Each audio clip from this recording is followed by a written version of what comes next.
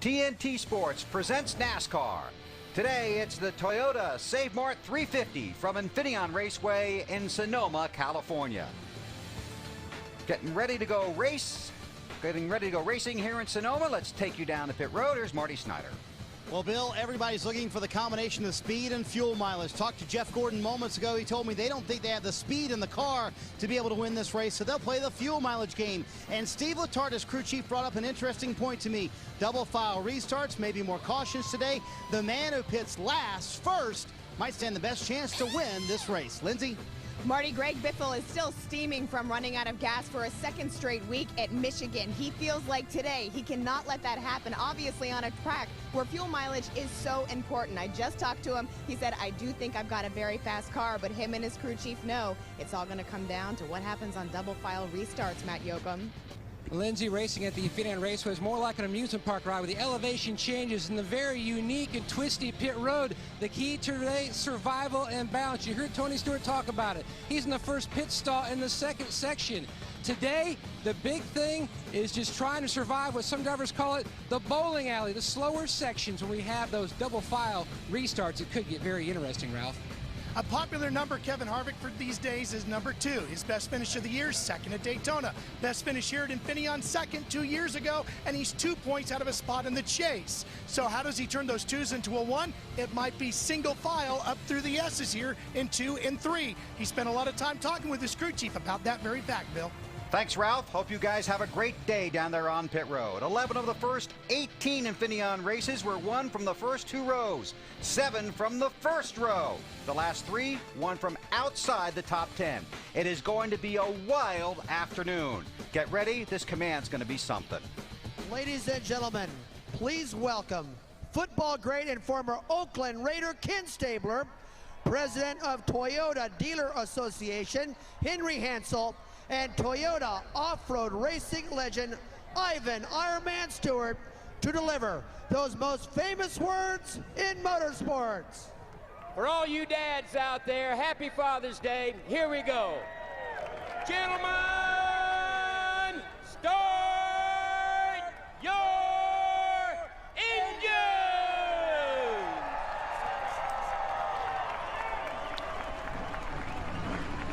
Kenny's the Grand Marshal here. When they asked him at dinner Friday night how he was going to do the command, he wouldn't tell us.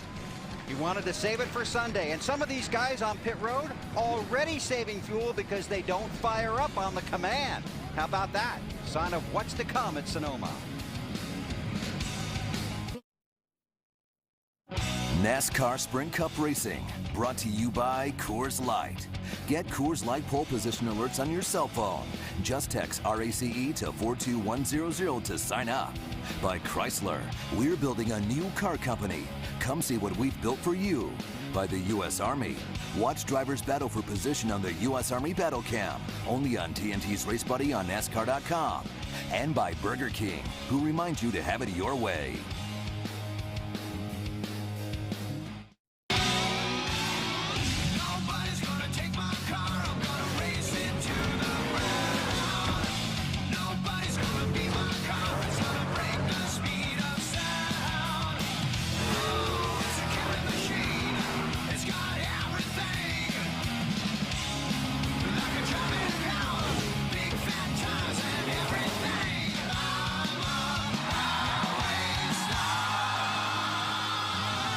This is Infineon. TNT Sports presents NASCAR. This afternoon, it's the Toyota Save Mart 350 from Infineon Raceway in Sonoma, California.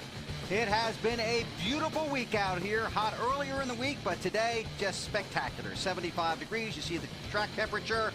No rain in the forecast. Hi, everybody. Bill Weber along with Wally Donneback and Kyle Petty. Thanks for having us in for the race. And before we get down to race business, if you would just allow us, Mr. Petty.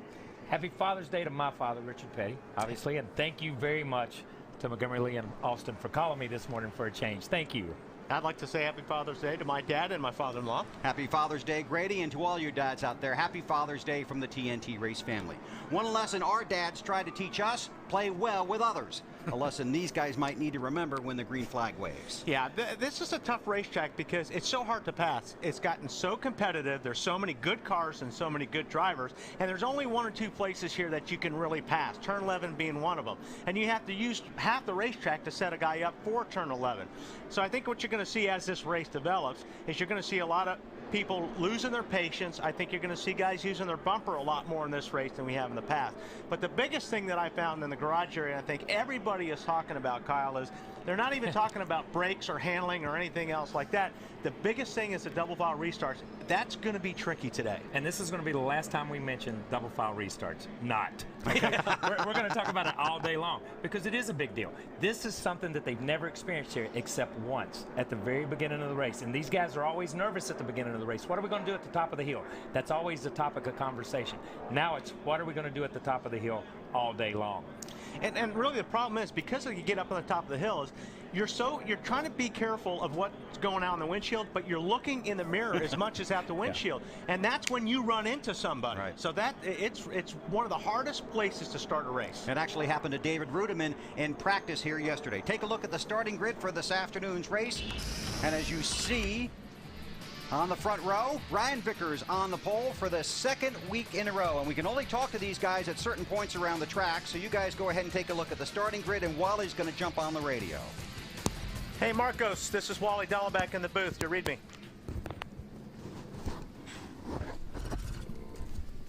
Give it one more shot. Marcos Ambrose, this is Wally up in the booth. Do you read me? I do, Wally. Hey, man, I know probably not as good a view where you're sitting right now than where you would have if you had your qualifying spot. Great qualifying run. You've got a good car. You know how to get around this racetrack. What's your game plan? Well, the game plan is just to hit the fenders on it. We're going to be off strategy with some cars here early on. Just hopefully we get back on sequence before that last pit stop. But for me, look after the car, be aggressive past some guys, but you've got to look after your stuff. Well, good luck. It's going to be a lot of fun watching you try to get back to the front. So good luck today. Thanks, Wally, and big shout out to all the fans out there. It's going to be a great day's racing. There you see the cars working their way around the track here in Sonoma. And we heard them talking while you were getting ready to talk to him during commercial when you talked to Marcus. We heard his crew chief telling him about some of their strategy and that the guys have a lot of respect for how much speed he has, and they know there's a fast guy at the back. Yeah, but there's always going to be that one guy that's not going to give you the respect. And you're right. I mean, he's going to come up on a lot of guys. He's going to be able to get some cooperation at the start of this deal. But that cooperation stops the further you get into the field. Yeah, and what else did his crew chief say? Okay, they know you're coming, you're fast. Okay, so give them a chance to get out of the way before you move them out of the way. And that was the end of that quote. Let's go down to Larry McReynolds. Well, Bill, with 11 races to go before this chase starts, we've got one of the tightest battles that we've ever had since the chase came into play. And when people look at road courses like here at Infineon, they know with all the things that can happen here, it can make a big difference in your point situation, one way or the other. Now, I think Marty Snyder is with a crew chief that would love to win the battle, which is this race, but he's also looking at the war, making the chase. Yeah, Larry Mack, there certainly is a bigger picture here involved with Juan Pablo Montoya, 14th in the championship standings, 43 out of a chase spot. So, Brian Patty, do you chase race today or do you go for the win? We chase race. You know, if you'd paid me the points for 5th this morning, I'd have left. You know, the bigger goal here is to make the chase. Obviously, it'd be great for all our partners and Target if we could win, but you know, we'll do the best we can and try to bring home a single-digit finish. So no matter what, you're going to play it conservative all day long. You know, I say that now, but we definitely don't only make mistakes and do what we do the obvious things right, like Chip tells us every weekend, and we'll see what happens. And Bill, as we heard Juan say earlier, they have a car that could win this race, so a lot of pressure on Brian Patty and all these crew chiefs today. What decision do you make? Do you go for the win, or do you play it safe? Marty, I'm not buying that. I mean, I'm buying it from the crew chief, but I am not buying from the driver that he is points racing today. There's no way you're going to convince me of that. Okay, now you've got plenty of toys, Wally. You had one out earlier. Going to take a virtual lap here at Infineon Raceway and give you fans a look at this place. Well, it's just the trickiest place on this racetrack, and this is one of them, is getting through turn 1, because the cars stack up right here in this area. And on these double file restarts, this is where you're going to see a lot of the action. You know, we talked about a couple of the places that you have to be really careful. This spot over here in turn 7, although it looks like you're coming in here straight, when you're braking, you're going to see a lot of guys' right front tires smoking here. And that's because the car's off balance. You're actually turning the car a little bit, arcing it in. All you have to do is breathe on somebody when that's happening, and you'll see cars spinning. So that's going to be another problem area on this racetrack. Probably the most important place to pass is this last corner, turn 11. This is where all the action happens, but it really starts a lot further up the racetrack. You have to start here. Your car has to be good through this section. You have to be on the guy's bumper coming through this last corner in order to pull out and make a braking pass right here. So although turn 11 is very important, it starts way up there, further up the track. Your car's got to be good there because you have to be right on somebody's tail in order to make that pass at turn 11. Drivers very busy on this 1.99 mile track. Let's see. A couple of cars. Marcus Ambrose, we talked about him going to the back of the field for an engine change. Also the 71 car to the back of the field. And the 87 car has Scott Speed in it. Take a look at our race analysis. Yeah, that pit window. We'll get Larry on that a little bit later, but you're going to see some guys ducking in, I think, early, and hoping that they catch a caution and this thing falls their way as far as getting fuel and doing the fuel mileage thing. The fuel mileage thing is critical, and you heard Marty say first in, first out, first to win, whatever all that is.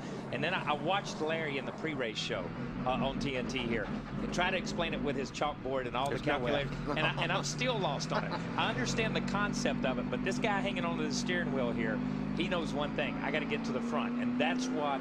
Therein lies the problem at a place like this, because you're in the carburetor so much with your foot, off the gas, on the gas, downshifting, that it's tough to save fuel, unlike Michigan and unlike Pocono that we just come off of. Got some really cool shots here. That's Boris said. That's about an 18 size right shoe there. And Boris is one of those few guys that heel and toes. A lot of drivers will just use their left foot on the brake and then not ever even touch the clutch, which the pedal all the way to the left. And we'll show you that stuff throughout the race. But and it's funny, I like Harvick's accelerator here. That's an old suicide throttle. If it hangs down, he can kick his foot back. You see this piece up here around the Pennzoil part. He can kick that back. A lot of people don't run that. You don't see it on Robbie's car right here. But Kevin still runs that old school, Saturday night racing type of throttle. David Gilliland was involved in the happy hour incident here, or the practice incident here on Saturday. I might have misspoke. I might have said it was David Rudin. It was David Gilliland, so he's in the backup car. They actually borrowed from another team at the back of the field. It's Vickers and Kyle Busch, and you guys were talking about which position the pole sitter might take. Well, it's gonna be interesting on the restarts. I think right now you want to be on the inside. I think that's probably where you're going to be all day long, just because you're going to hope to get the jump on the guy. And we'll go through that, but right now the track's clean as it's ever going to be, and that's going to be real important when you start picking lanes on those restarts. Field works through turn 11 of this 12-turn track. A lot of elevation changes, really some blind hills, some tough turns, not a lot of places to pass. See how it all unfolds this afternoon here in Sonoma. Happy Father's Day. Glad you're along for the ride. NASCAR on TNT from Infineon Raceway in California. Green flag in the air. And see, Vickers did exactly what you want to do when you're in that position, is get the jump and get clear. So now this right-hander is all yours. And it's easier to do, like you said, with a clean racetrack at the beginning of the race. You see these guys piling in up here and bunching up. That's being very careful on the first lap. 10 laps to go, I'm not sure it's going to look like that. Vickers trying to break away, chased by Kyle Busch.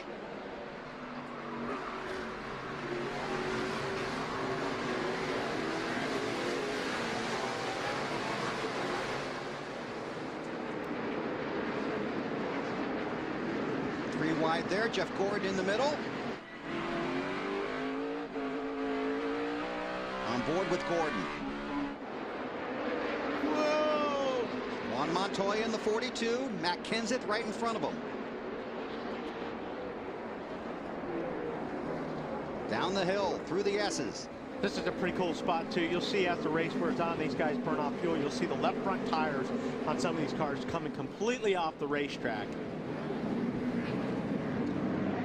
Elliott Sadler inside of Jimmy Johnson for position. Like you said, they pull that left front tire off the ground because they've got cold tires, they got plenty of grip, and they're willing to use it. As they're not as fast through there, and as they got to pedal through there, you'll see that tire come back down.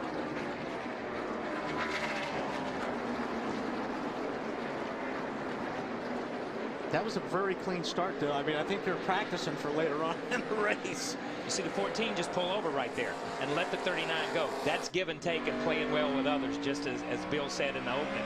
You got to kind of give and take and play well with others here and share the space. Would Tony Stewart have done that with Biffle? No, that's his teammate. That's right. He's making money off that 39 car. Yeah, I need to get him to the front. He's so much playing with others as playing with your buddies. Okay, playing with your friends. He's playing well with his friends right now. Martin Truex Jr. in the one car.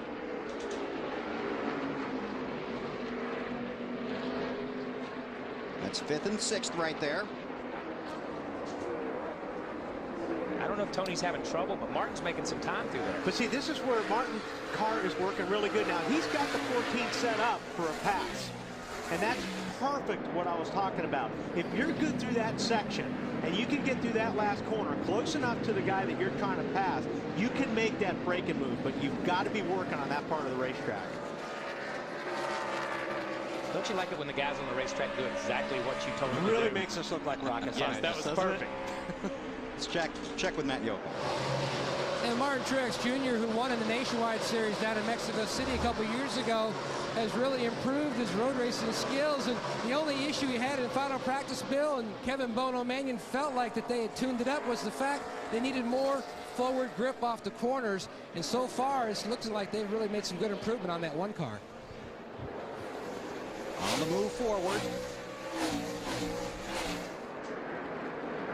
Kyle, you've been all around this track the last few days, haven't you? The last few days, I've fallen down a bank over here through the S's. I've been up to the other end. And you know, it's funny because this is what you guys see at home right here is the same thing the crew chiefs see.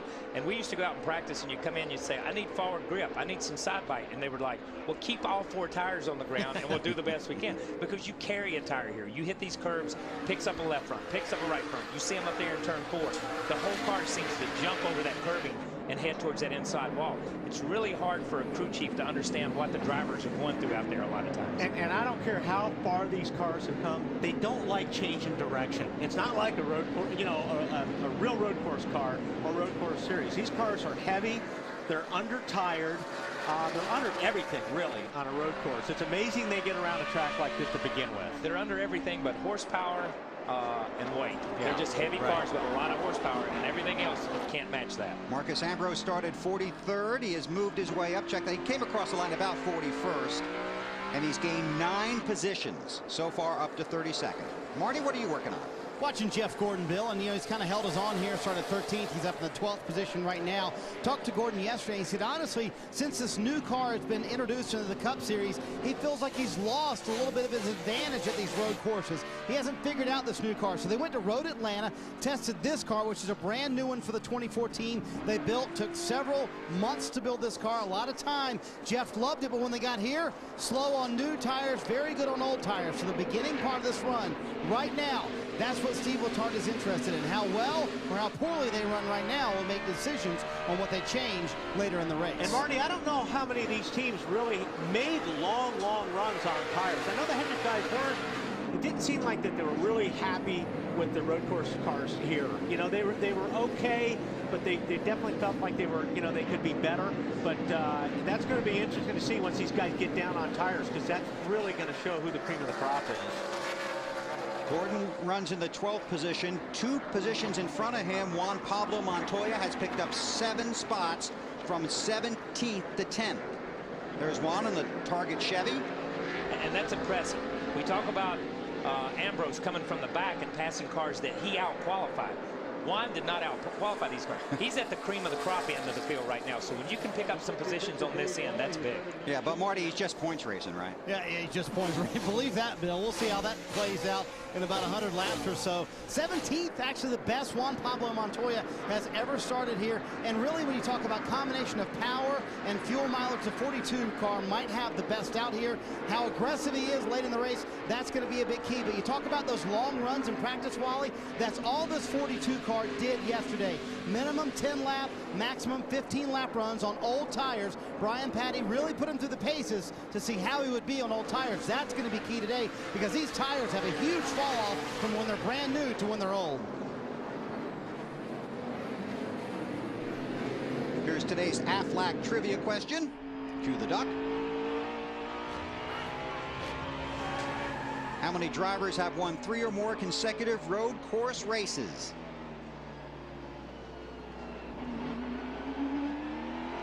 Anybody? Have won what, 3? You're just watching out the front bumper here, aren't you? Yeah, I'm impressed with this shot right here. I'm going to say, how many drivers have won 3 or more? I'm going to say 2. 5. Okay. Very good. Is it 5? Did you cheat? Yeah, since I was holding it right here. Yeah. No, I didn't look at your sheet, I swear. And the only driver with more than 3 is Jeff Gordon. It's our Aflac trivia question. This is back about the 13th position. Greg Biffle is 13th. Oh, is that Hornish. 77 car? You know, and Hornish was one of those guys in that final practice that was actually, he was using his car up. He was braking hard. He was running deeper and harder into the corners than anybody out there in that practice session. He's side by side back there. Was that AJ next to him? You got me. On board with Harvick. We should pay attention a little bit more. These guys all got bundled up. You saw the 77 break. I think he got there. And like you said, he was running so hard, but those guys in front of him, obviously at that point, wasn't running as hard as he was wanting to run. There you see the distance from first place Brian Vickers to 16th place Kevin Harvick. Looking forward at Joey Logano. There's Vickers. Started on the pole, has led every lap so far.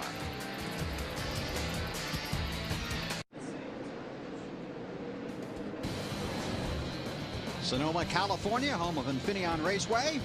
Today's running of the Toyota Save Mart 350, and you can see this course, and there are cars spread out pretty much all over it. Everyone chasing that one. Brian Vickers. Here is our Toyota driver update. By the way, this is the first time Vickers has ever led on a road course. This is his 10th road course race.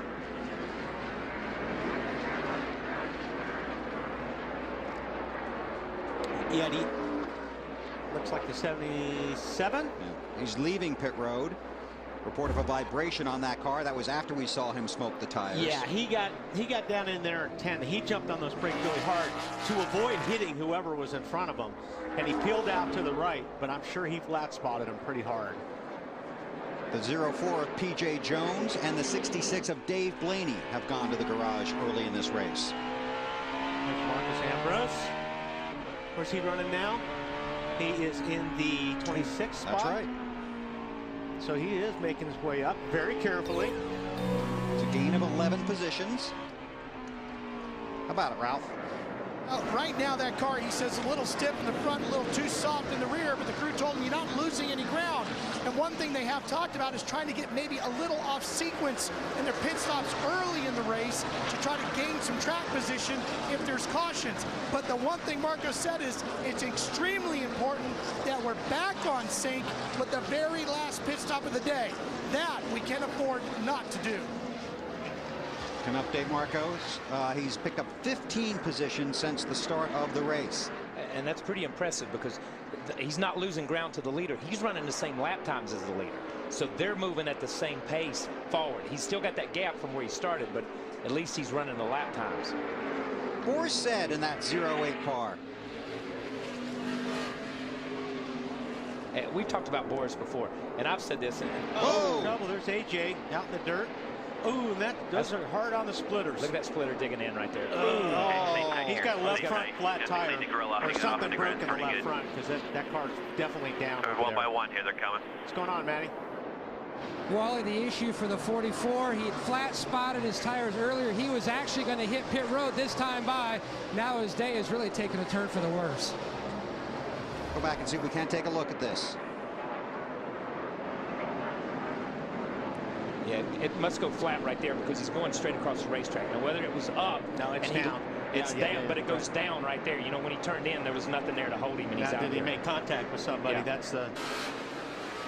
You see him go in. He feels like it's up. He turns in, but it's going straight right there. It was down when he got to that corner. Yeah. And you see, poor Kevin. Kevin doesn't know which way he's going.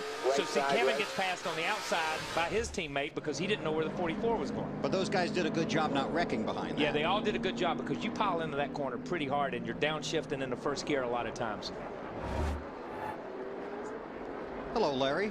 Yeah, just looking at some of these guys starting to have flat tires, remember, Goodyear does not run the inner liner here, and you bang wheels so much here, it's very easy just to knock a valve stem off and you end up with a flat tire, I think, just like what A.J. Allmendinger ended up with. Hey, Larry, how's your calculator? It's smoking right now, man.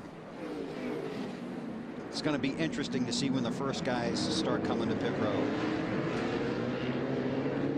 You had a good philosophy on Vickers being out front and how their race strategy may or may not play out. Yeah, I was visiting a little bit with Elton Sawyer down there about the 83, and he said, yeah, he says, I'm not, you know, he says one lap is one thing. I'm not sure if we're going to be able to stay out there, but, you know, like I mentioned to him, I said, you know what, it's so hard to pass here. If you can just stay out front and not make any mistakes and be smooth, it's going to be real difficult for somebody to pass you as long as you can keep out there. So right now, that's what he's doing, and he's running good lap times. Here's Boris in his office. Look how big Boris's brake pedal is. Look how big that brake. So when he goes to it, he knows he's going to be there with it. Now watch when he downshifts. He pumps it, making sure the fluid isn't boiled, right, Larry?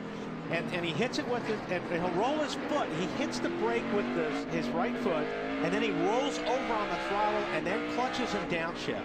That's very busy. I started doing that when I started road racing and got off it and went into left foot braking, and that's what most of the guys do now. And this is the way they teach you to heel and toe, to put your toe on the brake like that and to roll your foot over a lot of times and to roll it and hit the gas.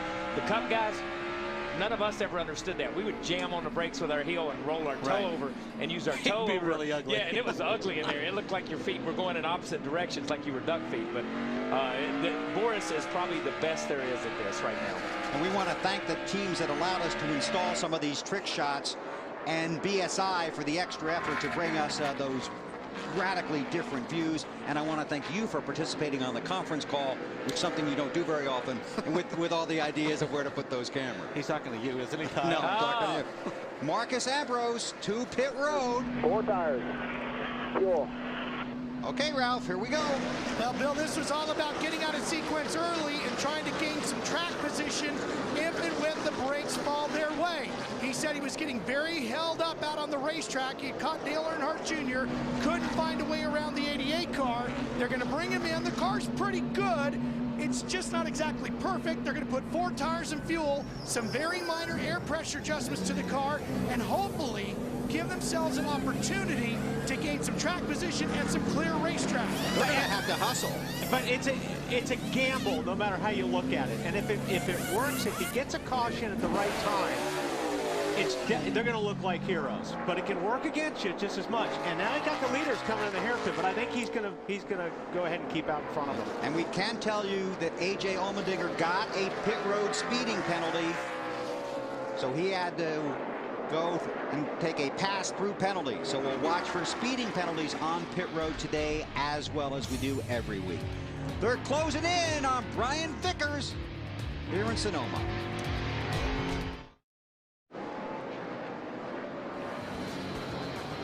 The leaders climbing one of the many hills here in Sonoma, California, Infineon Raceway for the Toyota Save Mart 350 for the NASCAR Sprint Cup Series. Brian Vickers has led every lap. We've completed 15 of 110, but Kyle Busch is right there. How about the leader, Lindsay?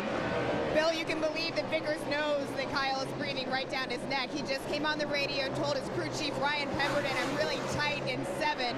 I'm flat in the center. Vickers said that they had worked at VIR, but he also told me earlier today that that kind of stuff he thinks does not translate as well as he wants to on this course. He said he always tries to attack the curbs, but always ends up making a mistake. So we'll see if he can get these handling issues under control. And the closer the 18 gets.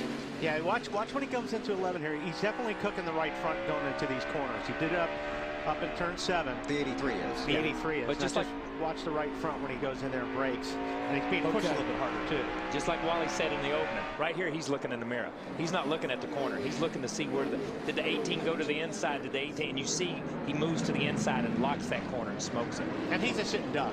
Let me tell you right now, Kyle's going to get around. I think Kyle's car is faster, and Kyle's just setting him up. And you know, like Kyle says, A3's looking in the mirror quite a bit. So when you get to that point, you're almost better off letting him go this early in the race, because all you're doing is putting yourself in a position where you're going to get run into. Larry? Yeah, just going back to Marcos Ambrose and Frank Kerr, the strategy by pitting on lap 12. It's going to be a stretch for them not to have to make now still 2 more stops. But what they're probably banking on, Bill, is the fact that those 2 runs, which they would almost have to run 49 laps per run, they would have to have about 7 to 9 laps of caution in each of those runs to be able to make it on 1 more stop, and I think that's going to be a stretch. New leader, Kyle Busch. Yeah, I just don't think the 83s can get in there, brake, and turn at the same time. It's your mark now. Kyle set him up perfectly. That was a nice pass. And that was a clean racing pass right there. That wasn't, I'm going to force you to make a mistake. And you saw Brian get in there, hang out. He thought about cutting back across the hood of that 18. Thought better of it and just let it float on out there and hop the tire and smoke it a little bit. You see the Transformers paint scheme on the 18 car of Kyle Busch. Transformers Revenge of the Fallen hits theaters this Wednesday, June 24th. More from Mr. Yoakum. Bill, it's been pretty much quiet on the radio from Kyle Busch to his team. He did say that the only issue he really has, he needs help on the left turns. When I talked to Steve Addington, he says, boy, what a difference a year makes. Last year, they were having to look at pit strategy because they had no risk, nothing really to lose. But now that they're up front, they have sat down, they have a number that they've picked out, and they're going to try to stick to that number as far as their pit strategy. And when they want to hit pit road, right now they're just looking at maybe an air pressure change to try to help on those left-handers. And boy, there's not a whole lot you can do. I mean, you can make a change, but you don't want to go too far because there's a lot more right-handers than left-handers. And, you know, you're trying to find that balance, but you've got to be careful not to, you know, overdo it. Yeah, and it's just like, you know, we've talked about it before. There's a slow part of this racetrack and there's a fast part of this racetrack. And which part do you give up? And then when you start giving up left-handers versus right-handers, it's a compromise. And I'm telling you, man, his car looks good right now. He may not like the way it looks, but from where I'm sitting, it's looking pretty good from up here in the booth. On board with Tony, looking at his teammate Ryan Newman. Joe Gibbs Racing has won 6 of the last 9 road course races. Kyle Busch is in the lead, looking for his 3rd straight road course win.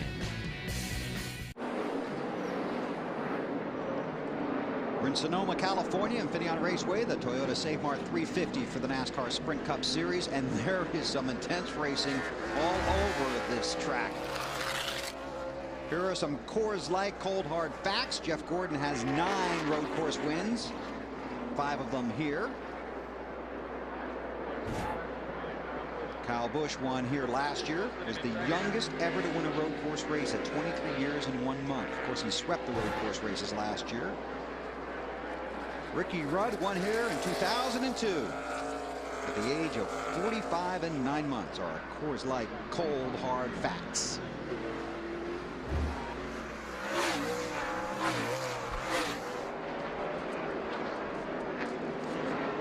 That's Jeff Burton. That's turn 11 right there. You see somebody's hit the tires and knocked the tires back up. You just saw him as Jeff drove off. I don't know if that was part of that incident, but he's moving slow. And the caution flag is out. First caution of the day. 20 laps are complete. Max Pappas will be the lucky dog. He's the first car scored off the lead lap. And of course, when we go back to green, it will be a double file restart. Let's go back and see if we can find out what happened to Jeff Burton. Already underway there. David Reagan. He clobbered those things. He did. And that's probably why the caution is out, because the tires are sitting there upside down, could fall over in a bad place, more so because there doesn't appear to be anything on the racetrack, because Jeff just really got around on him. Wrong place, wrong time for David Reagan. Kyle Busch is the race leader. Then it's Vickers, Kane, Stewart, and Boris said under caution for the first time. Get ready.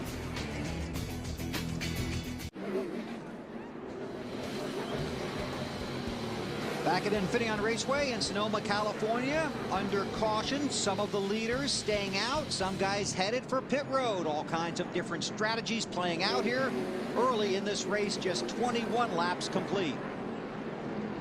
Marty Snyder. Bill, very interesting here. Just outside of everybody's fuel window, and the tire fall off was pretty good on that last run. So a gamble here by Steve Letarte and Jeff Gordon. Jeff saying the car way too loose for him. Air pressure adjustments, trying to tighten this thing up, getting 4 tires on it. In his practice yesterday, Gordon very good on old tires, Lindsay. Marty, a big gamble also for Matt Kenseth, who was running in the 9th position. He had said the car gets looser and looser each lap, and there's a wheel hop. They gave him 4 new tires and sent him on his way. And the track bar adjustment already working there for the 1-car Martin Truex Jr. He said his car absolutely plowing in turns 7 and 11. Air pressure change, taking considerable amount of time on the right side. Now over to the left, Jeff Kerr with the jack, pump and a half, it's up. And he's finally away to route. Air pressure adjustment, the only call for Boris said. Crew Chief Frankie Stoddard saying, let's gamble a little bit. We'll pit now. And pitting for Boris said, the famed Wood brothers today. This is going to be interesting. Well, yeah, this is what we talked about. You know, normally at these other tracks, the pole sitter decides which one he wants, and it's like a pretty easy call. But this one, I still think Kyle's going to pick the inside like he would on the start of the race, just because you're trying to get the jump on that guy getting into turn 1. Kevin Harvick too fast exiting pit road. Larry. Well, we had 15 cars that stayed out, Bill, but I think the cars that pitted, they're pitting with 88 laps to go. That means they have to run 44 laps per run. I think that is absolutely doable. But what's going to be interesting for our fans, you see those top 15 cars right there, within the next probably 6 to 8 laps, maybe even less, they'll be hitting pit road under green for their first pit stop. There goes Max. He's the lucky dog in that 13 car. Dave Blaney, P.J. Jones out of the race. Fans Off Track with Tony Stewart, presented by Armor All, is an exclusive video series that puts you behind the scenes with racing superstar Tony Stewart. To watch now, go to NASCAR.com/ArmorAll. 13's going to have the pedal. I think he's going to make it. And you know, we've not had the lucky dog out here before. They've kind of, so this is a new rule because of the double file restarts. They've implemented some of the stuff. I want to tell you, they let him go over here through the S's. He's got to go all the way around the racetrack. He's going to be lucky to be up in turn 7 by the time they drop the green flag over here. Start finish line right now. So, you know what? Well, he'll have a full head of steam. It'll be close, but... Now, NASCAR told the drivers in the drivers meeting that there's a very short timing segment at the exit of pit road, and that could be an issue with these drivers today. That is where they caught Harvick speeding. He'll restart at the rear of the field. We check with Marty as they come to the green. Yeah, guys, real quick, Jeff Gordon is going to come back in 6 laps. So I was going to ask Larry Mack real quick, is the difference on new tires the reason Steve Letarte is doing that? So are they going to gain time here? That would seem like to me to be a logical decision. Take on new tires now, run 6 or 8 laps on them, and then see how much time you can gain. No, the reason he's doing that, Marty, the reason he's doing that, he's going to come in and put fuel in. He'll only have to be there for a couple of 3 seconds, where if you change 4 tires, it's about 13 to 14 seconds. NASCAR waving off the green. Another lap of yellow. We'll take a break under caution at Sonoma. I never thought it could happen to me. Heart attack at 53. I had felt fine. But turns out my cholesterol and other risk factors increased my chance of a heart attack. I should have done something. Now I trust my heart to Lipitor. When diet and exercise are not enough, adding Lipitor may help. Unlike some other cholesterol-lowering medications, Lipitor is FDA approved to reduce the risk of heart attack, stroke, and certain kinds of heart surgeries in patients with several common risk factors or heart disease. Lipitor has been extensively studied with over 16 years of research. Lipitor is not for everyone, including people with liver problems and women who are nursing, pregnant, or may become pregnant. You need simple blood tests to check for liver problems. Tell your doctor if you are taking other medications or if you have any muscle pain or weakness. This may be a sign of a rare but serious side effect. I was caught off guard, but maybe you could learn from my story. Have a heart-to-heart with your doctor about your risk and about Lipitor. TNT in the NASCAR Sprint Cup Series in Sonoma, California. Coming to the green flag, NASCAR added a lap to make sure everybody was in the proper order for the restart. Kyle Busch, Brian Vickers on the front row. Busch got lane choice. The 12 and the 31 just jumped onto pit road. Here we go. And you got to be careful, too. Some of these guys in the middle of the pack right here have fresh tires. And these guys up front have been on their tires. So they got to be really careful getting up into this corner right now. They don't run each other over. Top 16 cars did not pit. Not running on, but they are running all over each other. The 18 didn't get the jump on the start like the 83 did. New tires versus old tires, is that the reason? I don't know. I would guess. Yeah, I don't know. That's what I'm saying. You don't know. I mean, I'm not sitting in that car. I don't know what these guys are feeling or what they're thinking when they jump on the gas. But these guys on the old tires that have picked up trash, these things are skating right now. Right. You know what I mean? This is not like those guys that start regular restarts.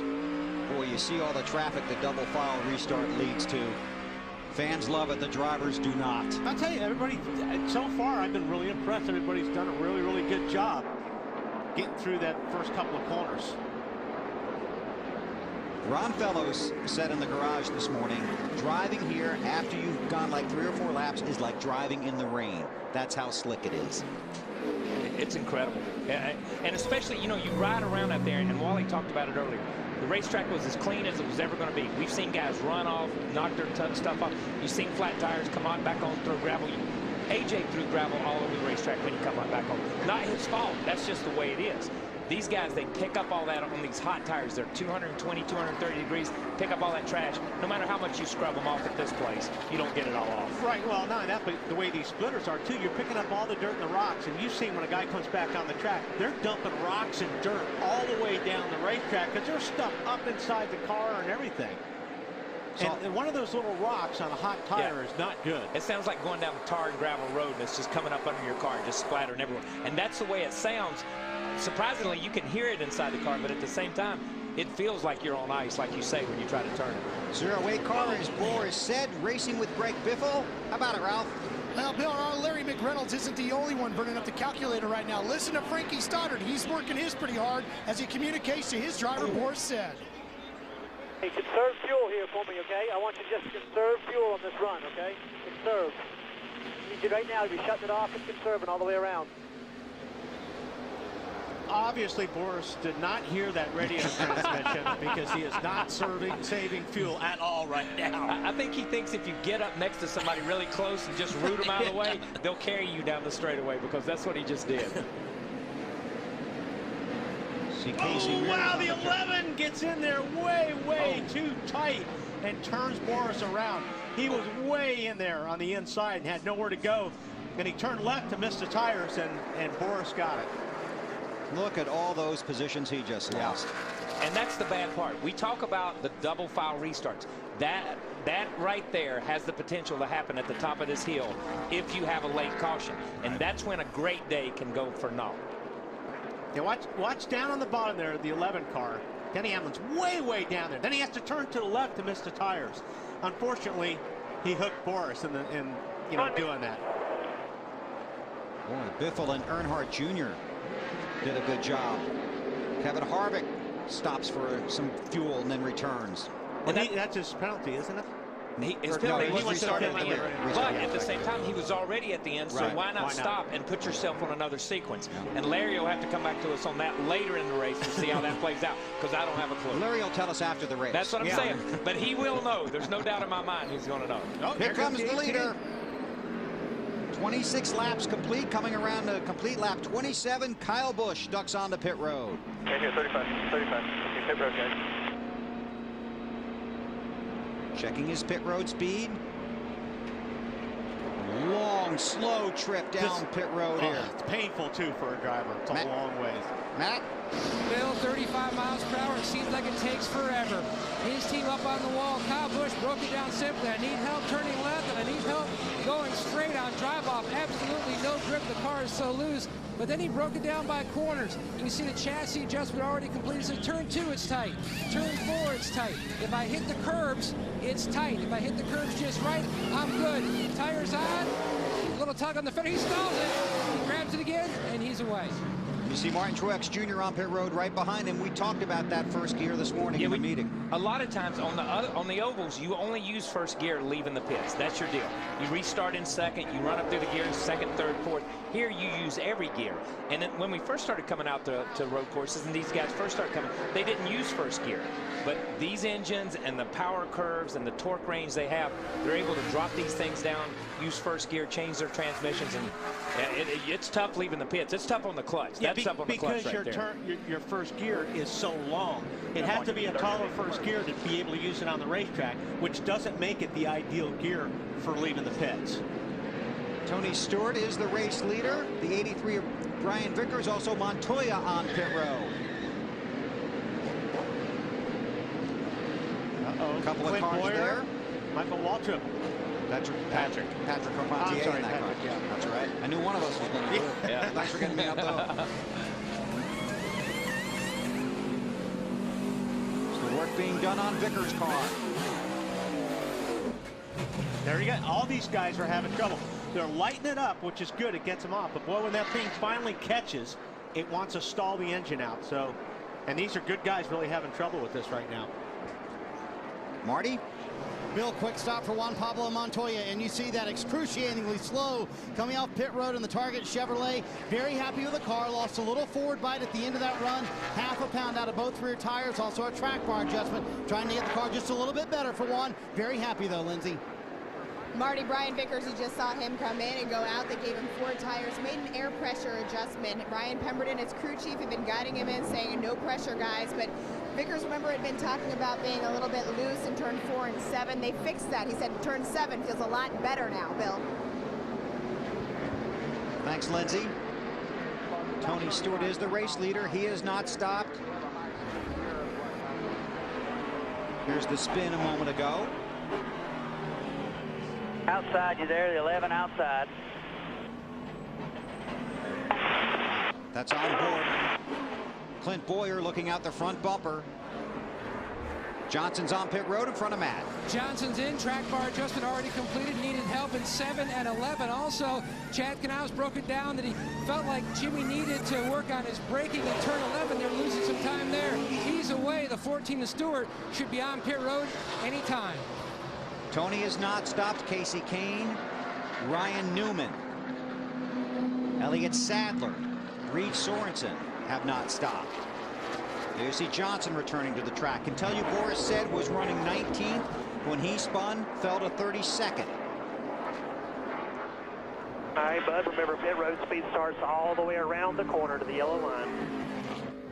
3,400 first, 3,400 first, after the 07 car. And pit road speed, when he said he's able to come around just like he's racing right now, because pit road speed starts right there. That's where pit road, even though they used to make it start way on the other side, and it killed you to come into pits. But Tony run that corner just then, just like he was running on the racetrack. He was just in another groove. Jimmy Johnson too fast entering pit road. That's tough right there. Yeah. Because where we just showed Tony coming in, that's where the 48 got caught. Yeah. Matt. And Tony Stewart pitting just the first stall on the turn 1 side of the scoring tower. Now Stewart, his biggest complaint, forward bite. He's away. Good stop by the 14 guys. Air pressure change. He said he was wicked loose the first 2 laps of that run. Casey Kane is scored as the race leader. 31 laps about to be completed. There's Kane in that number 9 Budweiser car. And here's a guy. Some mileage. Yeah, here's a guy that got no mileage last week. Yeah. No mileage last week. So obviously, the guys in the engine department over there at RPM have worked on carburetors. Bill Pink and those guys, they spend a lot of time working on carburetors for fuel mileage. But they're not running that. Hey guys, that's the reason he's still out there, because he needs to get a little deeper into this run before he makes that stop. If you look at the 4 cars that's not pitted, 3 of them are Richard Petty Motorsports cars. They need to get to about lap 32 to where they can make it on one more stop. And Larry, that's not the new Dodge engine, right? It is not, but they still do not get as good a fuel mileage. But the problem, Bill, when you look at Casey Kane, Ryan Newman, Elliott Sadler, who I think just hit pit road, Reed Sorensen, they're sweating bullets right now. If a caution comes out, they're dead in the water because they've got to come to pit road. All these other guys will be in front of them. See, Larry, this is where crew chiefs confuse me. You're telling me he's running farther because he gets worse fuel mileage. Exactly. Exactly. I'm confused. I don't need to go. He's got to get there to be able to make it on one more stop. And it makes perfect sense. But how do you get there if you have bad fuel mileage? But because he knows they can run about 38 laps, they still could go another 6 or 8 laps, Wally, but they've got to get to a point to where they can make it on one more stop, and they're not quite there yet. This is a racy little bunch right here. Did you get all that? No. And I'm sure Larry's right, but I just don't got it.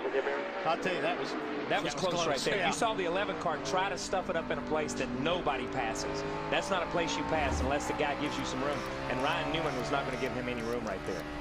But as the race goes on, you're going to see these guys are going to have to get ugly with each other in order to force the moves, because you only have 2 spots. Here's one of them. But when you're getting down there to the end, you're going to see these guys put them in places that they normally wouldn't. Ryan Newman heads for his pit stall. You got him, Ralph. Ryan Newman is getting ready to make his way down pit road. They're going to drop the right side air pressure in the track bar down. 4 tires and fuel. He's been very loose in the S's. He feels like he's been losing a lot of time over there. Said earlier on the radio, I feel like I'm getting killed through the S's. Boy, it takes a long time to get over there.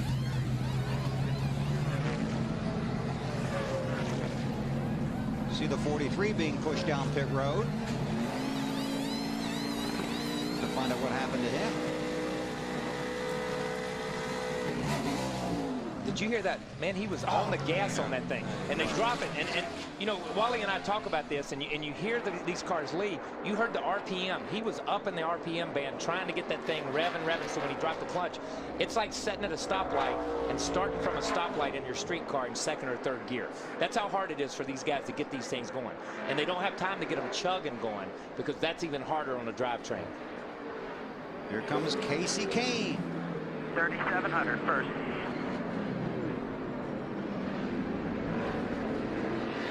Another one, a long drive to you, Ralph. Oh, and it seems like forever for these guys to come down pit lane. I'll tell you, one of the guys who's having the hardest part with that is the poor gas man, sitting here on the wall with that huge gas can, just sitting on their shoulders, waiting for the car to get to him. It is a brutal task, and then you have to stand up off the wall and go run to the car and throw the fuel in. Casey Kane's car is tight in turn 4. That seems to be the only problem he's talking about. So they're just going to make an air pressure adjustment to fix that, pitting on lap 33. Right when they had planned on it, Bill. Good job, Ralph. Come around to the left side on that Budweiser Dodge. They are going to pack that thing fuel in and make sure. And he stalled it. I'm telling you, these guys are hard. The first gears in these cars are so tall.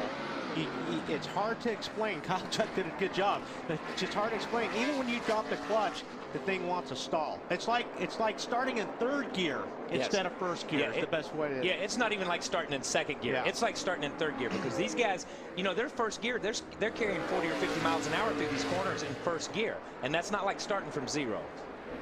Denny Hamlin is the race leader. Then it's Kurt Busch, Marcos Ambrose, who was 3rd in qualifying, has had a fast car here all weekend, had a nightmare day on Saturday, had to start at the rear of the field, now runs 3rd. And this is, you know, some of the strategies, you know, Larry was talking about. If you can time it right, and you can get these cautions to come out at the right time for you, it's all a gamble. You are throwing the dice on this stuff all the time, as far as coming in early, coming in late. Right now, Marcos is sitting in a great spot. Now, I'm not sure how much further he can go or how many more laps he can go. He can go for a while. Probably about 20. Yep. We'll see how it plays out. Under green in Sonoma.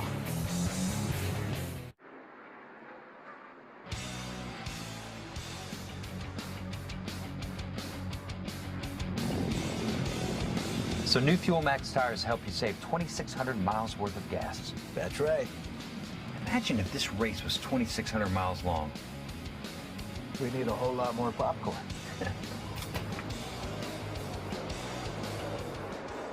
Denny Hamlin is the race leader here in Sonoma. 36 laps are complete. We can tell you the 43 pushed back to the garage with a broken track bar for Reed Sorensen. NASCAR fans, let's look at this week's standings for the AT&T Fastest Pit Crew of the Year award. Jeff Gordon and Dale Earnhardt Jr. continue to lead. Fans, don't forget to cast your vote for the AT&T Fastest Pit Crew of the Year award from your AT&T phone. Text in the car number for the pit crew you think is the fastest and most valuable in each race to 2258. The AT&T Fastest Pit Crew of the Year award delivered by AT&T, the nation's fastest 3G network. Well, you just saw Kurt Busch overtake Denny Hamlin, and Denny Hamlin just got out of his way. Pulled over to the side, said, "Yep, you're in my mirrors, and I know you're faster, so you go ahead and give it a shot." And you know, but this is one of those places where you can use up all your equipment at this point in time in the race. This race, even though these guys run with... Wow. He really locked the right front up there. Even though and here comes Denny back. Yeah. It's like, okay, if you don't want to lead, I'll lead then. Okay, let me go. Go ahead. No, I'm just saying, even though these guys run like their tongues are hanging out every lap, these guys drive really hard. You still got to have something there at the end if it comes down to a green, white checkered or a 10-lap sprint race. But I'll tell you what, you can use your equipment up worse by mirror driving. Oh, yeah. And that's the thing. Once you get in the lead, you start running harder, and you start looking in that mirror, and that's when you start making mistakes and locking tires up. Every time when I used to drive 100 years ago, I would use my equipment up because most of the time when I looked in the mirror, I'd run off the racetrack. So, and that was just, it's hard to gauge all that stuff. These guys are focused on their points. They're focused on their marks. You see him drift out. He's already picked his mark. You never drive off the hood of these cars. Yeah. You drive way out, and here's another spin. That's the second time Bobby's been out through there. Probably not of his making either. Well, 150 years ago when I was driving, Kyle, I used to not run a really big mirror on the road courses just for the fact because I didn't want to know what was there. And the other thing is this, and you bring up a good point here. Not about 150 years ago. That's not the point. That's not. But these guys don't use spotters here like you use on the ovals. On the ovals, you hear the spotters inside, outside. Guys looking to the peak, or peeking here, peeking there. These guys don't use spotters that way. They actually drive the cars and have to use the mirrors themselves. So you've thrown something else into the mix that they have to do that they're not. They're good with it because they're professional drivers and they're the best in the business, but you're just not used to it. Just to show you how wacky these races can play out, right now Tony Stewart is 15th after leading, Kyle Busch 16th, and Matt Kenseth is up to 4th, and Lindsay, they got some kind of a game plan, huh? Well, they do have a game plan, Bill, and they're really honestly trying to barter. In fact, Matt Kenseth, I think, would like to bring his car in now because he's got a tire rub in the right rear, but he's trying to work things out. His crew chief says that's not exactly what he wants him to do. Listen in.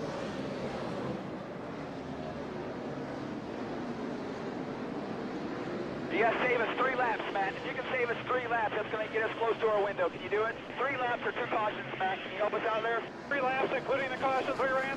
3 laps. You need to save us 3 laps this run. Include that extra caution? The extra caution lap. You need to save us 3 laps. Larry, can we open up, Larry? Yeah, he wants them to save 3 laps plus the caution lap. There's no... That's an awful lot to save. And what I'll say now, you know, we're roughly a third of the way through this race. And it just looks like that we're not getting a lot of cautions. Now, look at Ambrose sitting there who pitted on lap 12. You know, we talked about it. He's looking, if he wants to make this a 2-stop race, he's got to run 49 laps. But I think when I look at Denny Hamlin, Kurt Busch, Matt Kenseth, Joey Logano, that all pitted on lap 22. What they've got to do if they want to make this a 2-stop race is they've got to get to lap 66. They've got to run 44 laps per run, which I think for some of these guys is definitely doable. But we know guys like Tony Stewart, like Jeff Gordon, Casey Kane, those guys that pitted later on under green, we know they can make it on one more stop. Yeah, I don't think you'll win this race making 3 stops. But my point is, Larry, that you're talking about saving 3 laps. That's 5 or 6 gallons. Well, when you figure, Wally, that it's roughly 2 miles around this racetrack, and they're getting about 4.6 miles to the gallon. If you kind of do the math there, that's asking to save a lot. But if you go back to last week, look at how much fuel those guys save. Yeah, but this is a different animal. It is, because you're rolling off the gas so much. Yeah, you can save gas at Pocono. You can save gas at Michigan. You can't save that kind of gas on a road course because you're on auto. I have learned after 30 years, never say never. I'm not saying never say never. I'm saying that you can't save as much. Okay. I don't think you can save as much fuel on a road course as you can on an oval. There's too much on and off the throttle, and you're up gears, down gears. It's just, you know, if you're going to save a lot of gas on a road course, you're going to be 2 or 3 seconds a lap slower, and you're going to be getting run over. But we almost know a lot of these guys are going to have to get up there to about lap 64 to 5. If we see them get to that point, we know they're probably in good shape. We were just on board with Carl Edwards. He's in 8th. Boris Said has worked his way back to 9th. Hamlin leads at Sonoma.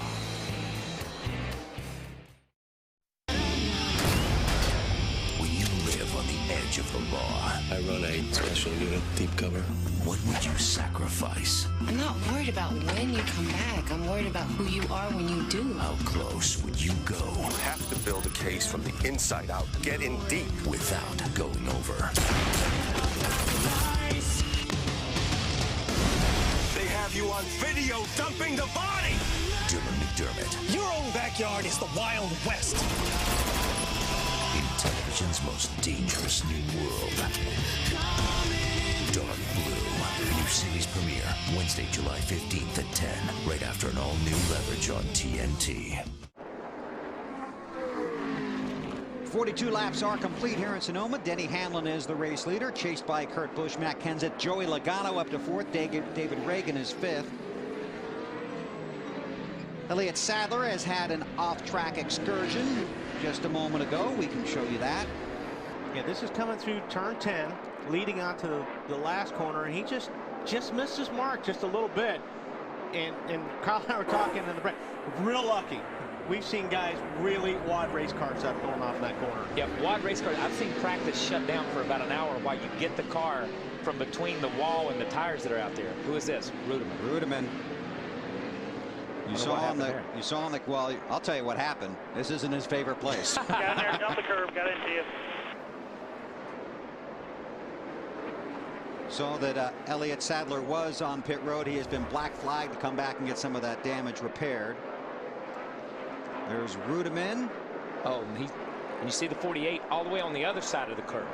Yeah, that wasn't really Rudeman's fault on that one. That was the 48's fault. Yeah, very good.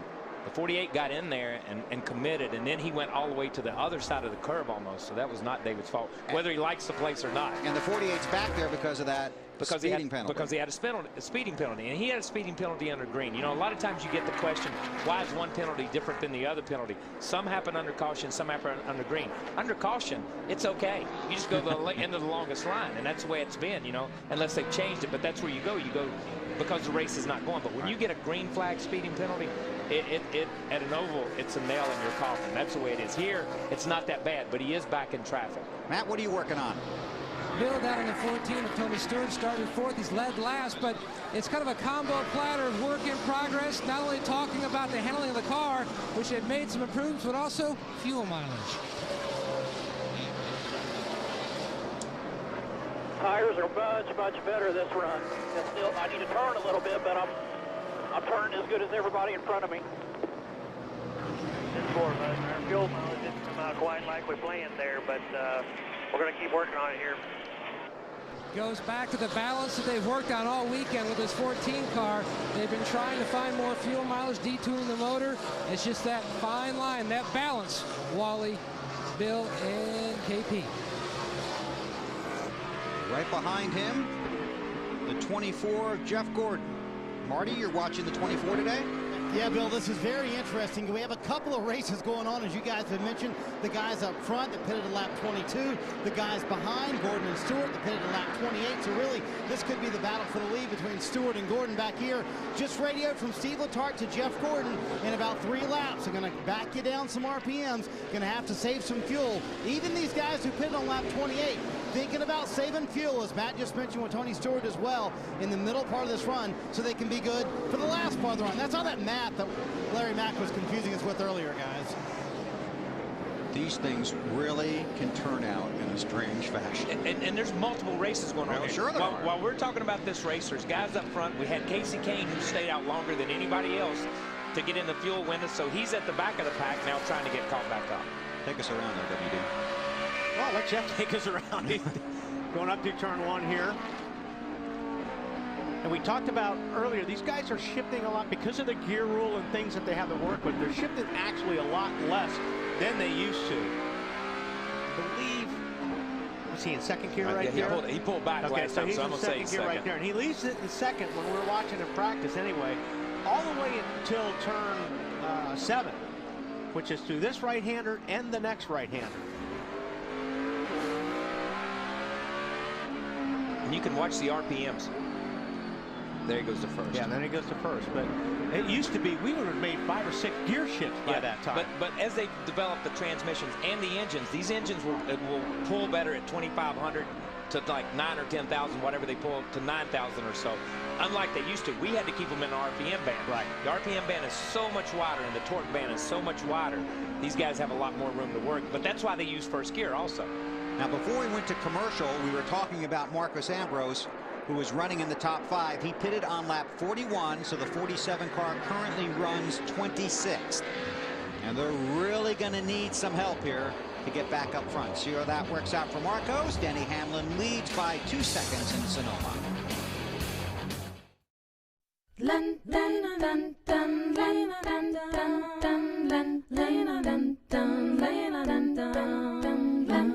It gives the world fewer smog-forming emissions.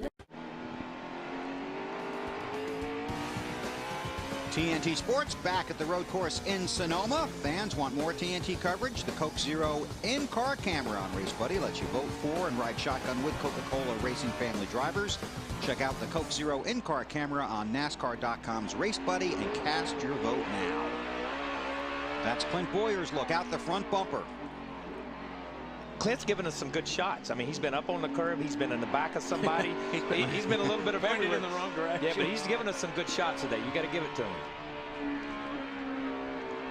That camera's made it through, 49 laps so far. That's pretty good. It's a great shot. I love that shot. I can tell you that Reed Sorensen has returned to the race. He is 14 laps down in the 43 car. Now, the 1 is Martin Truex Jr.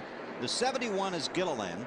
That's basically a loaner or a rented car from Truex. Yeah, the TRG guys had some trouble. Here's the 71 of Gilliland.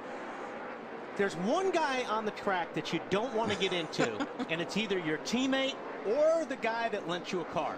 And it's just Murphy's Law. It always works out that way. Yeah, here, buddy, I'm going to give you a $100,000 race car, and then I'm going to run into you with it, okay? That's the way it works. But that's and incredible. that wasn't on purpose. No, not at all. David got in there hot.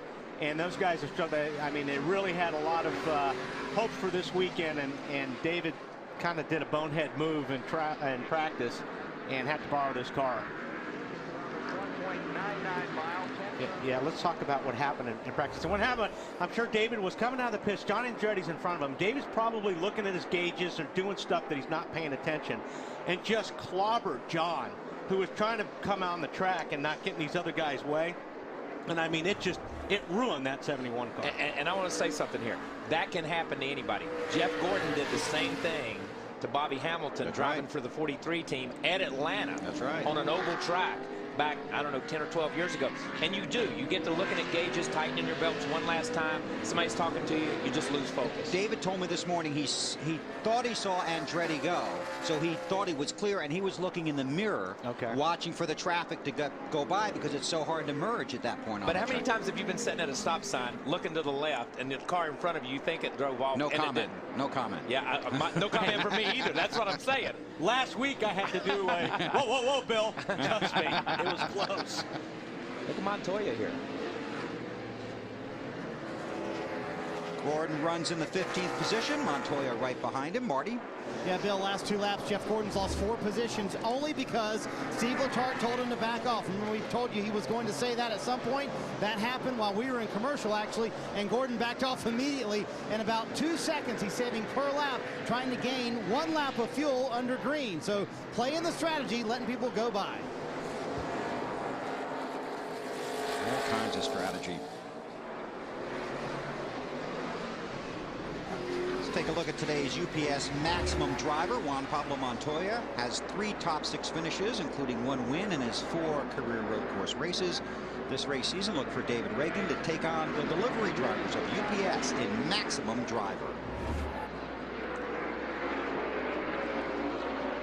It's Hamlin, Kurt Busch, and Matt Kenseth running first, second, and third. Joey Logano runs fourth. And right behind him is Boris Said. Now Said is a road course racing veteran. This is a one-off for him. Points don't matter. He's really here, A, to get in the race, and then B, to win it. Then you got the guy in front of him, Logano, in his first road course race in a Sprint Cup Series car. And you kind of got to give a shout out to both of them. I think Joey has done a great job. I watched him race with some guys that were just wearing his rear bumper out, and he just kept running his line and running his pace. You look at the 08, what they say about in Europe, when you drive a car under anger for the first time, or it's a European phase. Let me tell you, once he got spun out, he's been driving at anger ever since he got spun out down there. He's trying to catch back up. How about it, Ralph? Well, here's a nightmare with a race like this. On the one hand, crew chief Frankie Stoddard tells Boris, okay, you got 15 more laps to go before we pit. So I need you to go 7/8 throttle through there, ease it up, give me some fuel back. And then all of a sudden he goes, go get him, cowboy. So now what do you do? Hey, Ralph, are you hearing, are these guys saying anything about the brakes at this point? Noticing, you know, Boris is pumping the brake pedal, and sometimes that almost comes automatic on a road car. So are they commenting on brakes at all? Allmendinger had just gotten his lap back.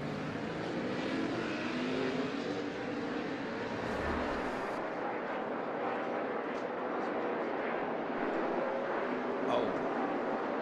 Yeah, Denny had him locked up. Wow. There's not a whole lot he could do on that. Sorry about that, Wally. The only thing I can tell you about that, as far as what I've heard up and down pit road, is just one person complaining about brakes, and it was very brief, and that was Marcus Ambrose, who just said a while back, my brakes are a little soft. He's not really complaining, just saying they're a little soft. That's the only thing I've heard. Marcos runs in the 19th position. Mark Martin is 20th. It's Denny Hamlin, Kurt Busch, Matt Kenseth, Joey Logano, then Boris Said, the top 5 with 52 complete at Sonoma. Moments that change the game, brought to you by Viagra. June 22nd, 2003. In Infineon Raceway, Robbie Gordon started second. He led 81 laps and beat Jeff Gordon by half a second for the victory. That was Robbie's last top 10 finish at this track. He also won at Watkins Glen that year for a road course sweep. TNT Sports back at Sonoma under caution for debris. There you see the safety worker. Easy there. He had to wait a while, too, because of all the traffic, all the cars going by. Okay, and I know that doesn't look like a lot. Okay, and you're sitting at home saying that doesn't look like a lot of debris.